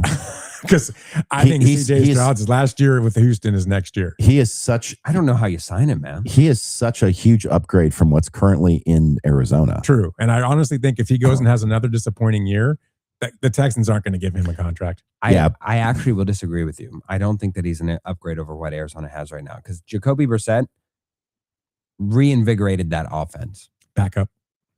He's a lifetime backup. He Jacoby Brissett, can't be yes. a leader. But CJ Stroud, You're so impressed with Jacoby Brissett because you're used to watching Kyler Murray. That's the difference. right. Yes, Brissett's better than Murray, but Murray's so bad, you'd be better than Well, Murray. he also thinks that Shedeur Sanders is a Well, lead, that's, you know so what, there's Neil, too. that perfect point. My gosh. I forgot who I was talking to. Okay. That's a really good point. Let's go to the next game. Sorry. That was too easy to slip. Yeah, in there. that I was apologize. perfect. So let's go to the Broncos game. Yes. Let's hear it. We're Let's only hear it, going to be man. talking about the game itself. All right. All right. These Promise. are the rules of engagement here, gentlemen. Totally agree. There's no reason to talk about where we're going. We're just talking about the game strictly. We will talk about the game up to the next to last play. Yes. Okay, got it. I'm good. Broncos country, let's ride. All right. So we won't talk about that. Look. Don't give the man the soundboard. As for I know, no kidding. Go ahead. Broncos were highly impressive this game. Highly. Like Bo Nix had, I'd argue, the best quarterback performance out of everybody in this round. Because I think except the other guy. Stafford, I mean, he was kind of diminished due to the weather and the circumstance, and they played really well. They weren't performing in the red zone a lot. Yeah, they had an opening drive and an end drive. That's about it. I can agree with you. The second best performance, I think, was the guy on the other side of the ball in that game. The guy who turned it over 5 times?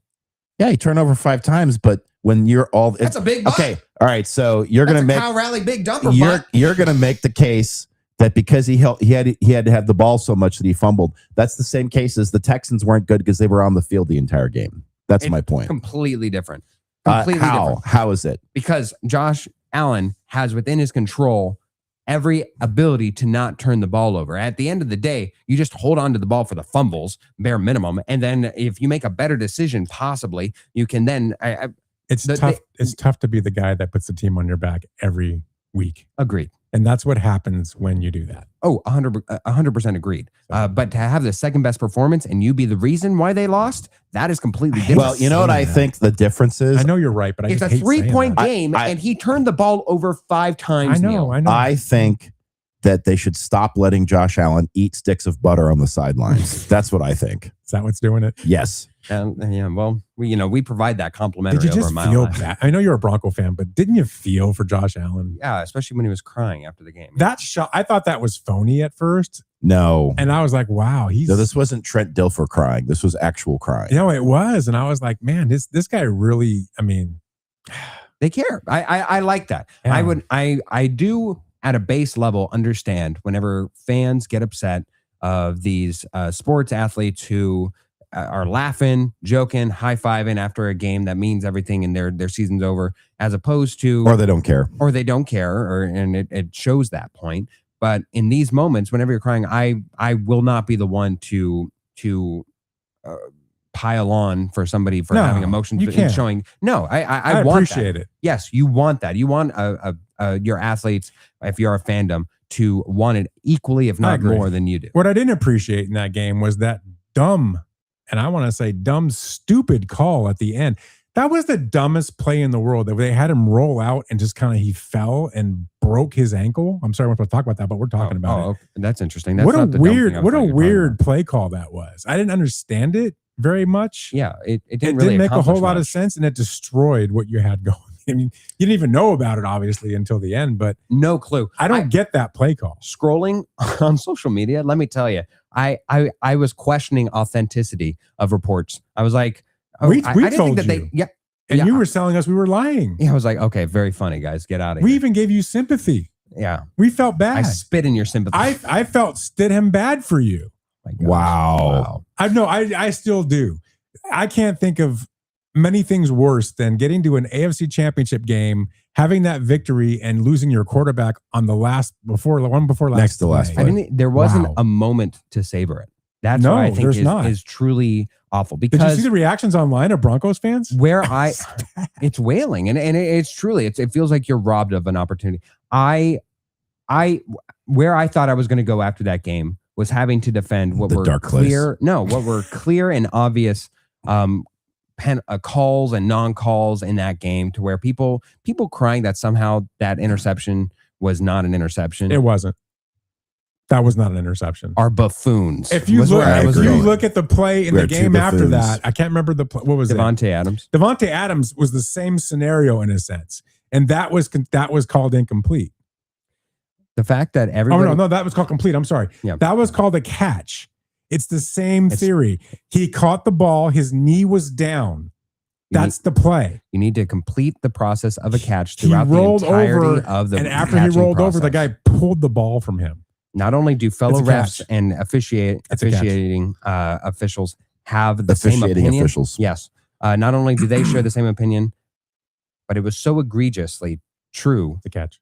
and a fact that Joe Burrow came out of, speaking of hibernation, Joe Burrow. came who's out that? of, how dare you, came out of tweeting hibernation, took to X and Twitter, where you too can stream this very show and comment.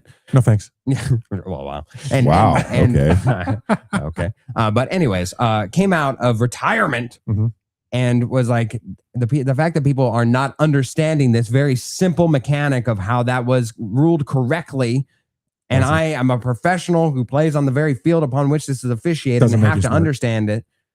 Yes, it is officially a catch and therefore an interception for anybody trying to rob me of my joy on that. Whatever. You know what? Yeah. It would have been better off being a catch because this way they would have had an actual real team playing against the Patriots this week. Because honestly, losing your quarterback like that, it cripples the Broncos. this Are we week. transitioning? I'm just saying. I mean, I just think it's a crippling effect. It's a shame because I think it takes value away from the AFC Championship game this week. I really do think it does. I know that Sean Payton thinks differently, and I think he has to say those things, but I don't see it. Prior to that injury, I became a believer. Like I'm serious. I was You not. found Jesus? It's about time, man. I've been praying for you, dude. I became a believer. Yeah, that's a shock to everybody listening. because about Ralph, but I was somebody who did not think that the Denver Broncos were worthy or able to win a Super Bowl. And at that moment in time, I became somebody who was doused in the Holy Spirit of the Bronco Nation. The Holy Spirit. and then of the And then- Bronco and Nation. then and then trials and tribulations befell upon me. That's right. Specifically me. The Holy tribulation Spirit. occurred upon you. All right. Well, Locusts. let's look forward. Let's. Wait, one more time, though. Broncos country. Oh my God. Let's ride. All right. Now we can look forward. Neil, You don't give- encourage this. You give him a new toy and he just can't stop playing Look, with it. that was Neil's idea to put that together before the show. So It I was. found the It three was. sounders and put it together. I think one more time. It says, Oh my Broncos God. country. Let's ride. that is so funny.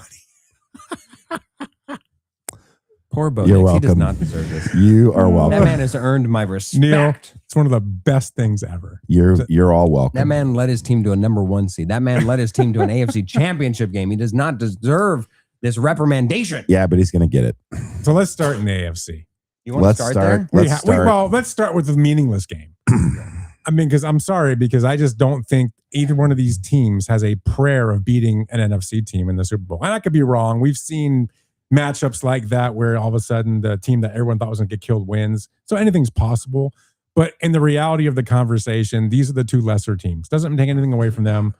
But I'm going to start with Neil about what do you see in this game? What do you think is going to happen? Do you really think that, losing Knicks is the difference no matter what, and they have no shot? What do you think? Side note before we begin, did you know the reason why the Broncos won the number 1 seed over the Patriots? I didn't realize that until this week. Why is that?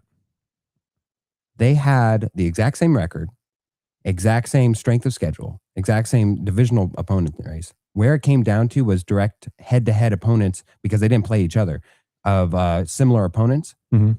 A week 1 loss to the Raiders was what sealed it for the Broncos. Oh my gosh.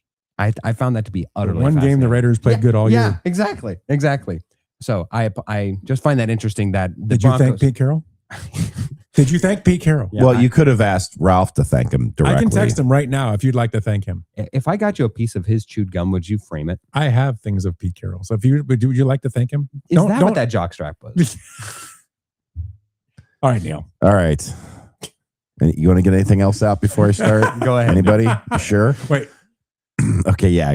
Shake it out. Wait. All right, I'm good. Wow. Swear That was to his God. back cracking. So I am conflicted in this game. I am conflicted. I do agree with you, Ralph, that neither team is going to beat whoever comes out of the NFC. However, my dilemma is this: going into this game, if the Broncos were at full strength, there is no question I would have picked the Broncos to make the Super Bowl. However, likewise, now I have a question mark.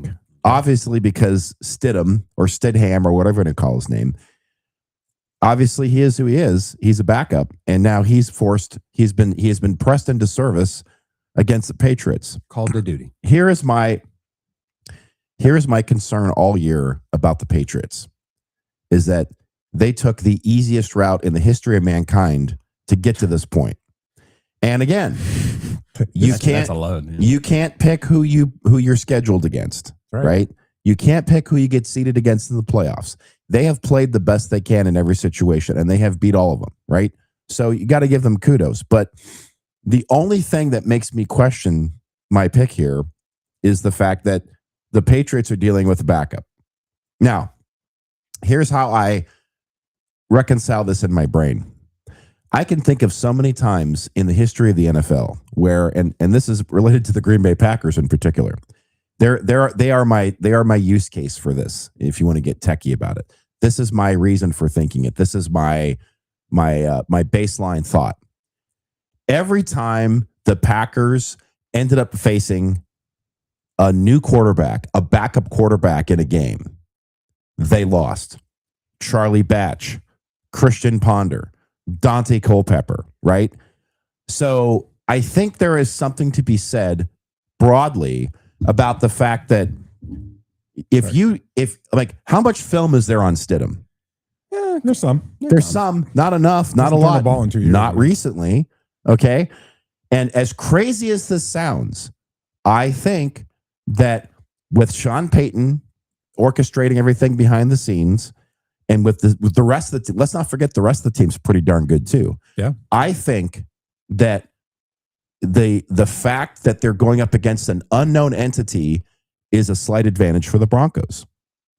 And if the Patriots are as soft of a team as I think they might be, and I could be wrong, so feel free to light me up on social media, because who cares, right? It's just sports, for crying out loud. Just get over it, people.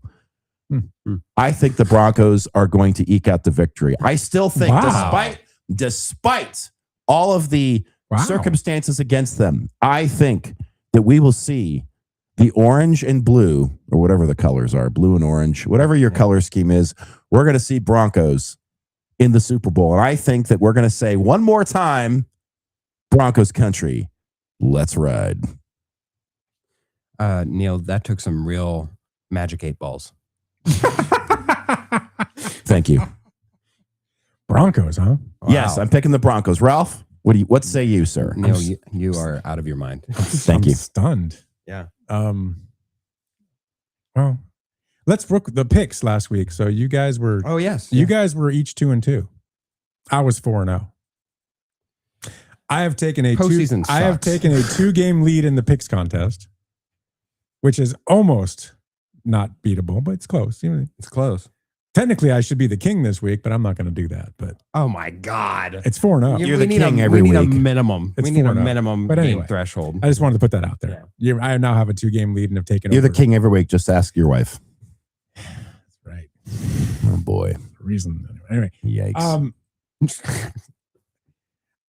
I mean, I'm not sold on the Patriots.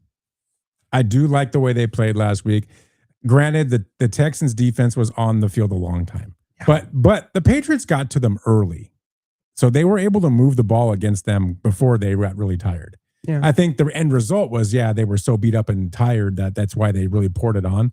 But they moved the ball better in the beginning of the game than I thought they would the whole game. So I was impressed with that. And I've been impressed with the Patriots defense. I like their defense. I think they're better than people think, especially in the playoffs. They've been playing really well. So if you're the Broncos, you're sitting there going, okay, we've got home field advantage, it is important. The altitude will play part of it as well. I mean, people don't think that, but it does there. I mean, I struggle when I go to Denver. Yeah. But again, that's me. But the athletes will struggle too. I remember Marshawn Lynch always talking about going to Denver and how it would impact him and stuff and how tired he would get. That will play a piece of it. The fans will play a piece of it. They're not going to be as loud as certain fans in the Northwest, but they'll be loud. The Broncos defense is legit. They're a top 5 defense. I mean, so they're not going to let Maye just do what he wants. I mean, and I think this really falls on that defense. This defense is going to have to win the game for them. This defense is going to have to find a way to put some points up. They're going to have to get some turnovers, put the offense in position where they can instantly have a field goal, or put them in a really short field to be able to try to get a touchdown. The defense can, if they can do certain things, the Broncos could win. They really could. It's going to be on the defense. It really is. Because I'm with Neil. I'm not going to get mad at the Patriots for playing the schedule they played and winning. Correct. But at the same time, it does leave question marks. It just does. So I would not be surprised to see the Broncos win this game. I really wouldn't. But I can't take them because logic says Stidham hasn't thrown a ball in a game in over 2 years. Yeah. 2020. And when he was throwing them, they weren't that good. He wasn't really good. Now, Sean Payton really feels that he's going to be a difference maker and he's going to win the game for them. I think he's full of crap, but he's full of gum too. He's a gum chewer. I'm really curious to watch it tomorrow. Part of me is, I'm thinking to myself as a Seahawks fan, who do I want to beat more, the Patriots or the Broncos? Well, I've already beaten the Broncos, so that's no big deal. I want to beat the Patriots because we owe them for 10 years ago. If we had Bo Nix, I so wanted that matchup. I so wanted that. I did too. I really did. I really did. What's left now, I think if the Patriots got in, I think it would be a joke of a Super Bowl, no matter who gets in. On the Rams, I think the Rams will destroy them. I think the Seahawks will destroy them. The Patriots might have a fighting chance against those teams. The Broncos won't have a fighting chance. I'm going to take the Patriots just because it makes sense in the situation. Yeah. I mean, you have to take the Patriots, but I do think this is a close game because I think the Broncos defense is good enough to make it a close game. And I will be pulling for you. I really will because I want me and you to have that game so you can come over here and I can just beat the crud out of you on that. But how is that different than any other Super Bowl? It'll be different. You've never seen Super Bowl, Ralph. So I'm pulling for the Patriots. I think the Patriots are win. I think the Patriots are going to win, but I'm pulling for the Broncos. Okay. But Patriots are my pick. All right, let's hear it, dude. Dominic on Facebook says Broncos 24-20. He does. I think he's high too. Yeah, I don't know where he's Rocky Mountain High, perhaps. Go ahead, resident Bronco fan in that amazing hat. It is a fantastic chef hat. Yeah, I love that. So the Broncos played a tremendous game, won in overtime. However, the Patriots have an equal record. They have a coach I believe in Mike Vrabel, and a MVP, maybe MVP runner-up, bare minimum, quarterback. And so, therefore, by all logic, I am left no other choice but to pick the Patriots. Except, but here it comes. I do have one question for you, Neil. What's that? Am I wearing this hat for my health? I listen. I think you're very healthy. I think you're very healthy without that hat. Wow, Ralph, depends where you look. Am I wearing this hat because it makes me look good? I'll tell you what, it does make you look good. Yeah, guys, am I wearing this hat because it goes with this jacket?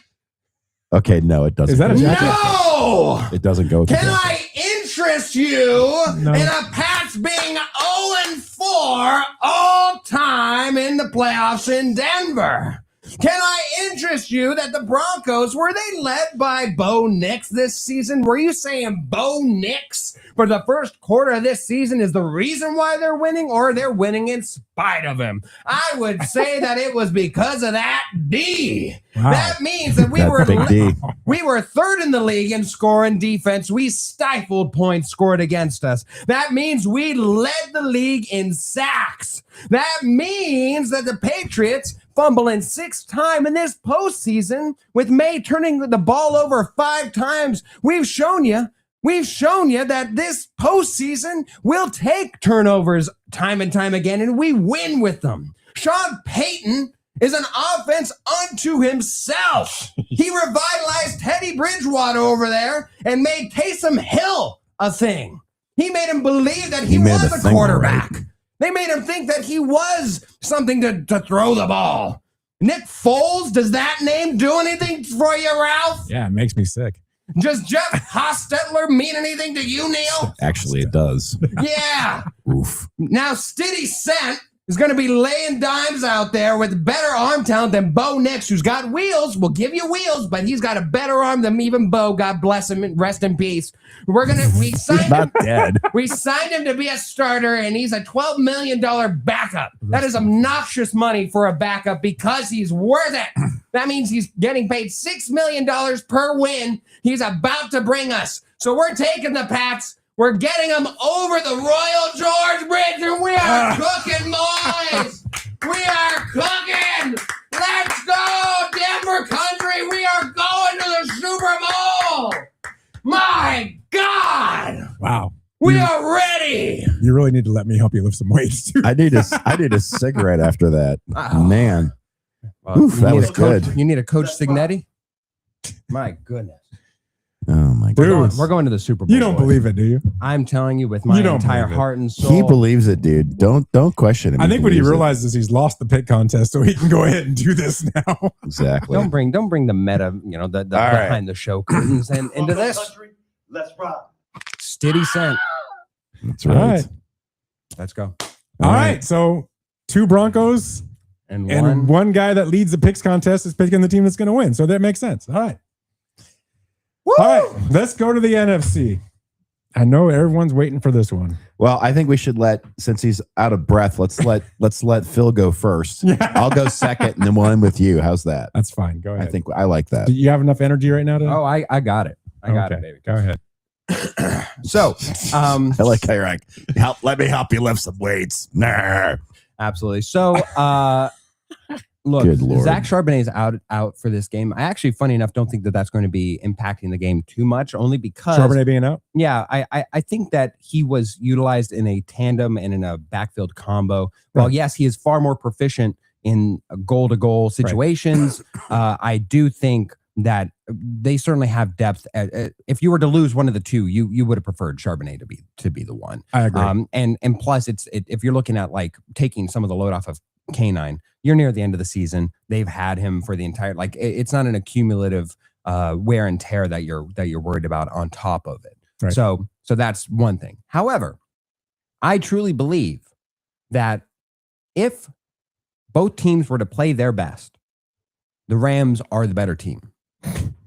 Now, one becomes hesitant because the Rams have not played their best and they've been winning in spite of it. They've been nearly just winning on their talent alone. That Puka Nacua is making catches, like using all of his football IQ on every ability, on every play that he possibly can, that he's on the field.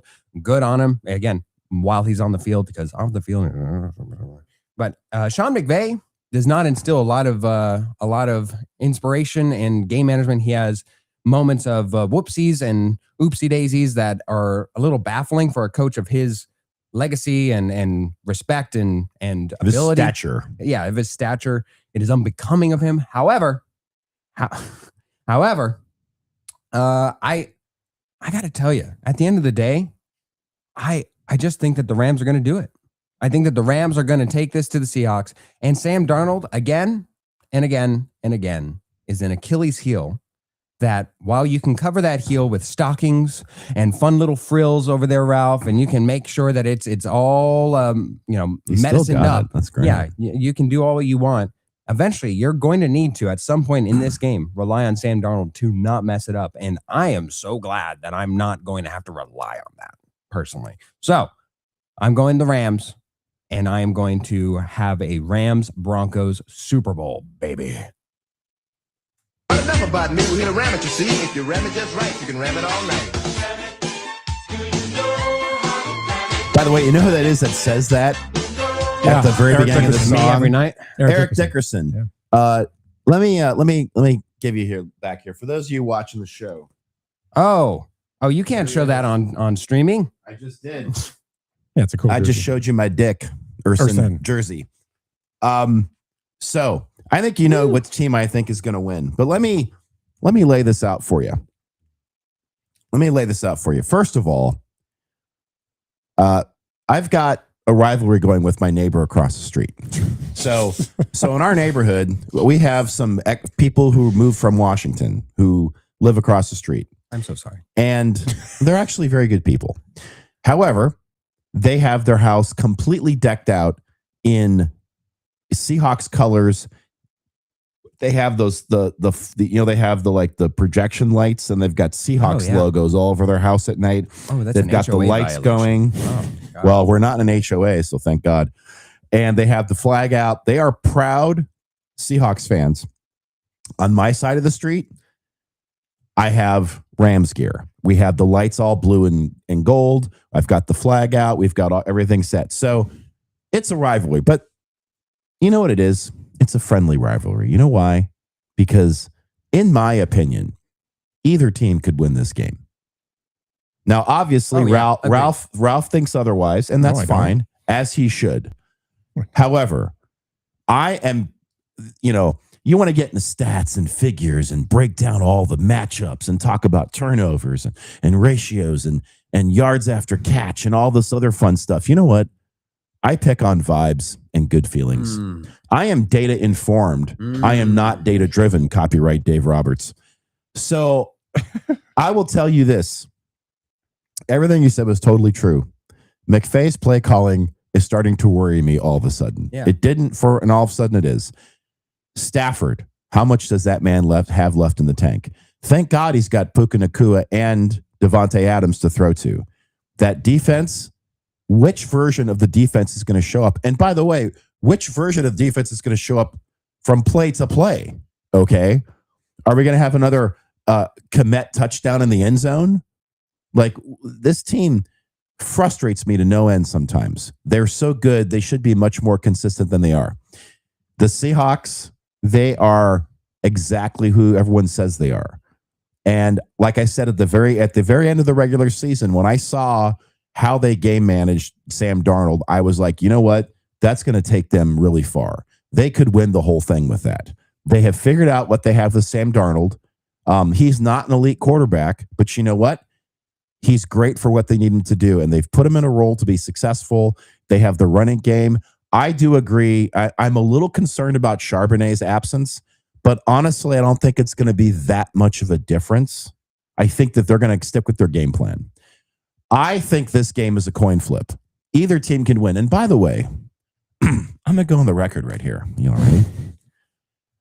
If the Seahawks win this game, I'm going to be very happy for them. To win, I'm going to root for the Seattle Seahawks to win the whole damn thing in the Super Bowl. If they win this game. Okay. Yeah. Gross. I'm just saying, if they win, I will. However, I am a fan. I am a fan of my team. And however illogical it may be, and whatever numbers and stats and figures you want to throw out, I don't care. Most people think this is probably the Super Bowl. The NFC Championship game is the Super Bowl. The 2 weeks after that's going to be a formality. I think whoever wins this game is going to slay utterly the AFC opponent. Well, you're mistaken there. But we're talking about this now. So, as you know, and I'll have you play it one more time for me, Ralph. And I thank you for putting on the soundboard. You're welcome. This is who I think is going to win the game. Enough about me. We're here to ram it, you see. If you ram it just right, you can ram it all night. That's my pick. All right. Is it my turn? I believe so. Finally, the moment we've all been waiting for. No. Ralph picking the Seahawks. Dominic's on the text line says, of course I'm high. My house is at 6,870 feet above sea level. Good for you, brother. Yeah, that's Rocky Mountain High. All right. Look, no secret that I'm a huge Seahawk fan. And I loved last week. It was amazing to watch. And it's just fun to be in this conversation again. It's fun to be in this position again after 10 years. Yes. I feel for the fans that never get to feel this because it does suck. But what a year I'm having, man. The Dodgers just won a World Series, and now my Seahawks have a one game away from going to the Super Bowl. I mean, that's just fun. As a fan, it's just a fun time, right? I've been saying it for a while now. These are the two best teams in football. And they're the two best teams in football. There's no doubt about it. The Rams are an amazing team. Stafford is scary as hell. He's an amazing quarterback. Devontae Adams is a great fit for them. Puka Nacua is at another level. probably the best receiver in the game, just ahead of JSN, but I think he's probably better just for what he brings to the table. Wow. Offensively, I think the last time these two played, in my opinion, you won't see that again. I don't think the Rams are going to put up 581 yards on the Seahawks defense this time. That was a fluke. It happened. It ain't going to happen again. I think it'll be more like the first game where they put up 240 yards against the defense and they were held to 19 points or 20 points, whatever it was. Seattle, the Rams are backing into this, in my opinion. They haven't looked good since they lost that game to Seattle. The only time they looked good was against the Cardinals. Other than that, they have not been playing good ball. Yeah. They just haven't. Yeah. They've won because they're the better team, but they haven't won because they've been playing that much better. They just haven't. They've taken a step down. Seattle, since that game, in my opinion, has taken off and playing the best of anybody in the NFL. They are right now the best team in football. They are the most complete team in football. Sam Darnold, you say, is not elite. I say he's an elite leader. He is an elite leader on that team. Mr. Birdwatcher over there? Yes, he's an elite leader. And you hear it from his coaches. You hear it from his teammates. They all have his back. They all love him. So everyone loves the guy. They just love how he carries himself. They love how it's play after play. He just goes after it. And I think that's important. You have to have a good leader. Stafford's an elite leader as well. He's also an elite quarterback. I mean, I would agree with that. But I think this defense that Seattle has is special. This is a really special defense. Yes, it is. They don't play. I mean, they knock the crud out of you every play. I mean, the Niners quit, man. That's crazy. Well, so do you think they're better than the Legion of Boom? You know, to be able to have that conversation, they have to win a Super Bowl. Okay, agreed. So I'm with you. Is there potential? Yeah, I think there is. There's so many similarities between the Legion of Boom and this team. It's very, very similar. Mike Macdonald is he's an architect when it comes to defense. He just is. That's a great defense. And I'm not going to lie to you and say this game doesn't scare me. It does. I've been saying for the last 2 weeks, the only team that will beat the Seahawks is the Rams. Yes. You were rooting like hell for the Bears last week. I absolutely was. You have been not gonna lie. You have been consistent in that. I didn't want to see the Rams in this game. But here we are. And everyone in Seattle is saying, no, we want to see the Rams in this game because if we're going to do this, let's do it right. I agree. And I'm with them. Unlike the Patriots. Let's do this right. I think Seattle wins this game. I think this is a really close game. I think they win it on a field goal at the end of the game. Whoever has the ball at the end of the game wins. I think it's going to be close. That's what's going to happen here. I agree. I trust Seattle's offense. I trust Sam Darnold to do what he needs to do to win the game. Yes. I trust our special teams to make some big plays and get us some points. I trust our defense to get a takeaway.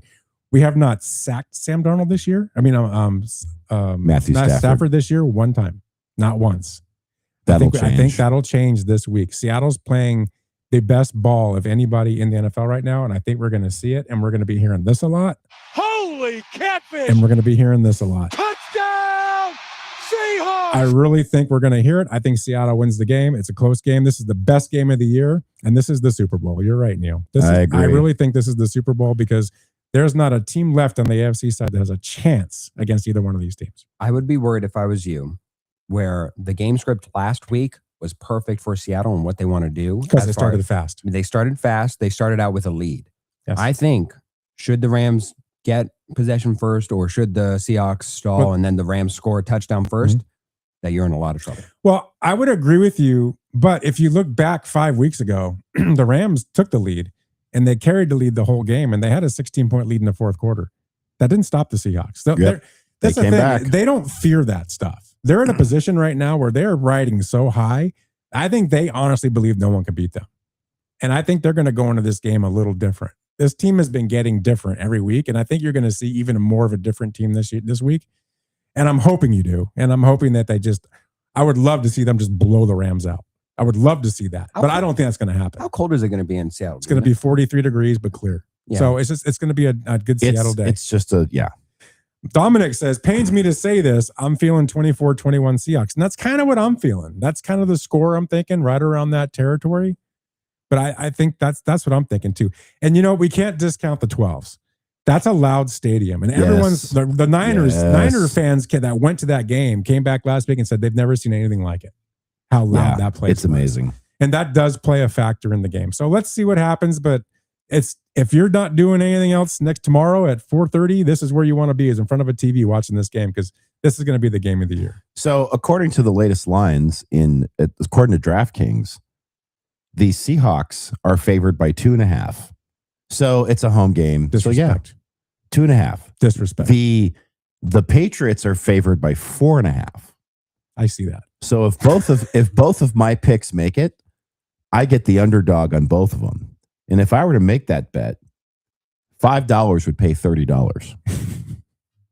Am I willing to put $5 on it? That's enough to buy us some breakfast burritos for next week's breakfast burritos. So Hervey's on YouTube, and I said this earlier. I just love the Rams or Seahawks will play in a Super Bowl at Levi Stadium. Suck Niners. I think that's the sweetest part of this whole thing. You know, so if the Seahawks lose tomorrow, I will be pulling for the Rams in the Super Bowl. I mean, that's who I am. Back to back. Is it divisional games for the Seahawks to end the season? 3 divisional games in a row. That's a tall order, man. But didn't have to travel. Yeah. Rested at home. I mean, there's a lot of advantages. You know, everybody always says, "Oh, I don't want to be the number 1 seed." Well, the 2 number 1 seeds are sitting in the championship game. Yes, they are. Know, so yes, they are. And you know, if not for this, no, that I like that. Yeah, if not for a bone crack, I mean, oh my god, I think both number 1 seeds are sitting really pretty. So yeah. Exactly. Yeah, if not for just Bo next to all but orgasm on the field. What the heck? That was perfect. Yeah, I know. So anyway, that's where I'm at. I can't wait. I'm nervous, but I can't wait. It's going to be a great game. It started getting real about Thursday when you start seeing all the press conferences and they have the championship banners behind them, and it starts to get real, right? Oh, by the way, Emily and Eric are going to the game. Oh, wow. They're going to be at the end zone at Lumen Field for the game. Emily and Eric. So that's my sister-in-law Emily and her husband Eric. Eric was on the show in Seattle. Eric was on the show once when he was in town. Yes. They are huge Seahawks fans. She works for a company where she supports a sales rep, and the sales rep was like, "Yo, I'm getting you tickets for the game." That's phenomenal. Wow. So they decided to actually get a hotel in downtown Seattle because they live in Kent, which isn't that far away, but it's like, you know what? They're going to live up this weekend, and it's going to be fantastic. It's so tempting that if the Seahawks win, to think Super Bowl's at Levi Stadium. That's not that far. It's not. Have you been to a Super Bowl yet? I've never been to one. The one that they had in Arizona when they lost, I went to all the pre stuff. That was phenomenal. It was really cool. Yeah. I just couldn't get myself to pay $3,000 for a ticket up in the nosebleeds. I just couldn't do it. I'm glad I didn't, because that would have been a bad deal. Yeah. Well, I paid $3,000 for. They weren't nosebleed. It was the front row of the reserve level at Dodger Stadium. Yeah, but in the Super Bowl, $3,000, you're in your nosebleeds. Well, that's because 90% of the seats are corporate sponsors and stuff. Yeah, but it's kind of crappy. I do want to go to a Super Bowl. I would love to go to a Seahawks Super Bowl. Wouldn't that be something though? But man, great. The money you'll spend, the hotel. Well, and you'll be in California where everything is taxed way more. I would rather wait till next year when it's in LA. And pray that Seattle gets there, because I think next year Seattle's bringing back 95% of that team. Yeah. You only live once, though, man. So if they can get a run next year, that'd be great, because I got a place to stay. I can drive there. It's cheap. It's just paying for tickets. I'd like to survey the fans, the 3 fans listening. Do you think Ralph should go to the Super Bowl if the Seahawks make it? Should he go to San Francisco or Santa Clara? I want to survey. I don't know if I can even do that. I will say, as a Broncos fan, who I would like to meet in the Super Bowl would be the Rams, because I do feel if we were to meet the Seahawks, I've seen that movie, and plus they've lived up to their talent, and then the Rams are far more like you never know what you're getting, right? Like again, they're beatable. It's a roll of the dice. I don't think in that game Seattle is going to be beatable. I think you will lose to Seattle. 100%. Like you have a shot against the Rams, but I still think you'll lose. Yes, again. Bitter Dolphin fan says, yes, go, Ralph. Go to the Super Bowl. You paying for it? No, I think you got money. Shut up. You can go. It's a once in a lifetime thing, man. Thing. Exactly. I mean, yeah, go. I mean, I could go. And I could do it. I went to the World Series last year. You and me and a Broncos Seahawks Super Bowl. Here's what will happen the following week. I'll be signing divorce papers. That's the problem. That is. So. Common reason wins out. Yeah. She would kill me. Well, unfortunately, boys, you will know either my utter despair and or pure jubilation earlier than the Rams and Seahawks game. So we will know early on whether or not I will be hate watching the second game and want Ralph to join me, or if I will just be cocky and just gloating. Don't forget, we got our live remote at the Sprout. No, we don't. We haven't even talked At about the Sprouts. The Sprouts. We're at the parking lot of Sprouts Grocery on 43rd and Thunderbird. Or all right, everybody. is. That's our show. Hey, thanks for joining us. Enjoy the rest of your weekend. And hey, let's get cooking. Have a fun championship Sunday, because I know we will. It's a Weekend Warriors. We'll see ya. Yes, chef. Ram it.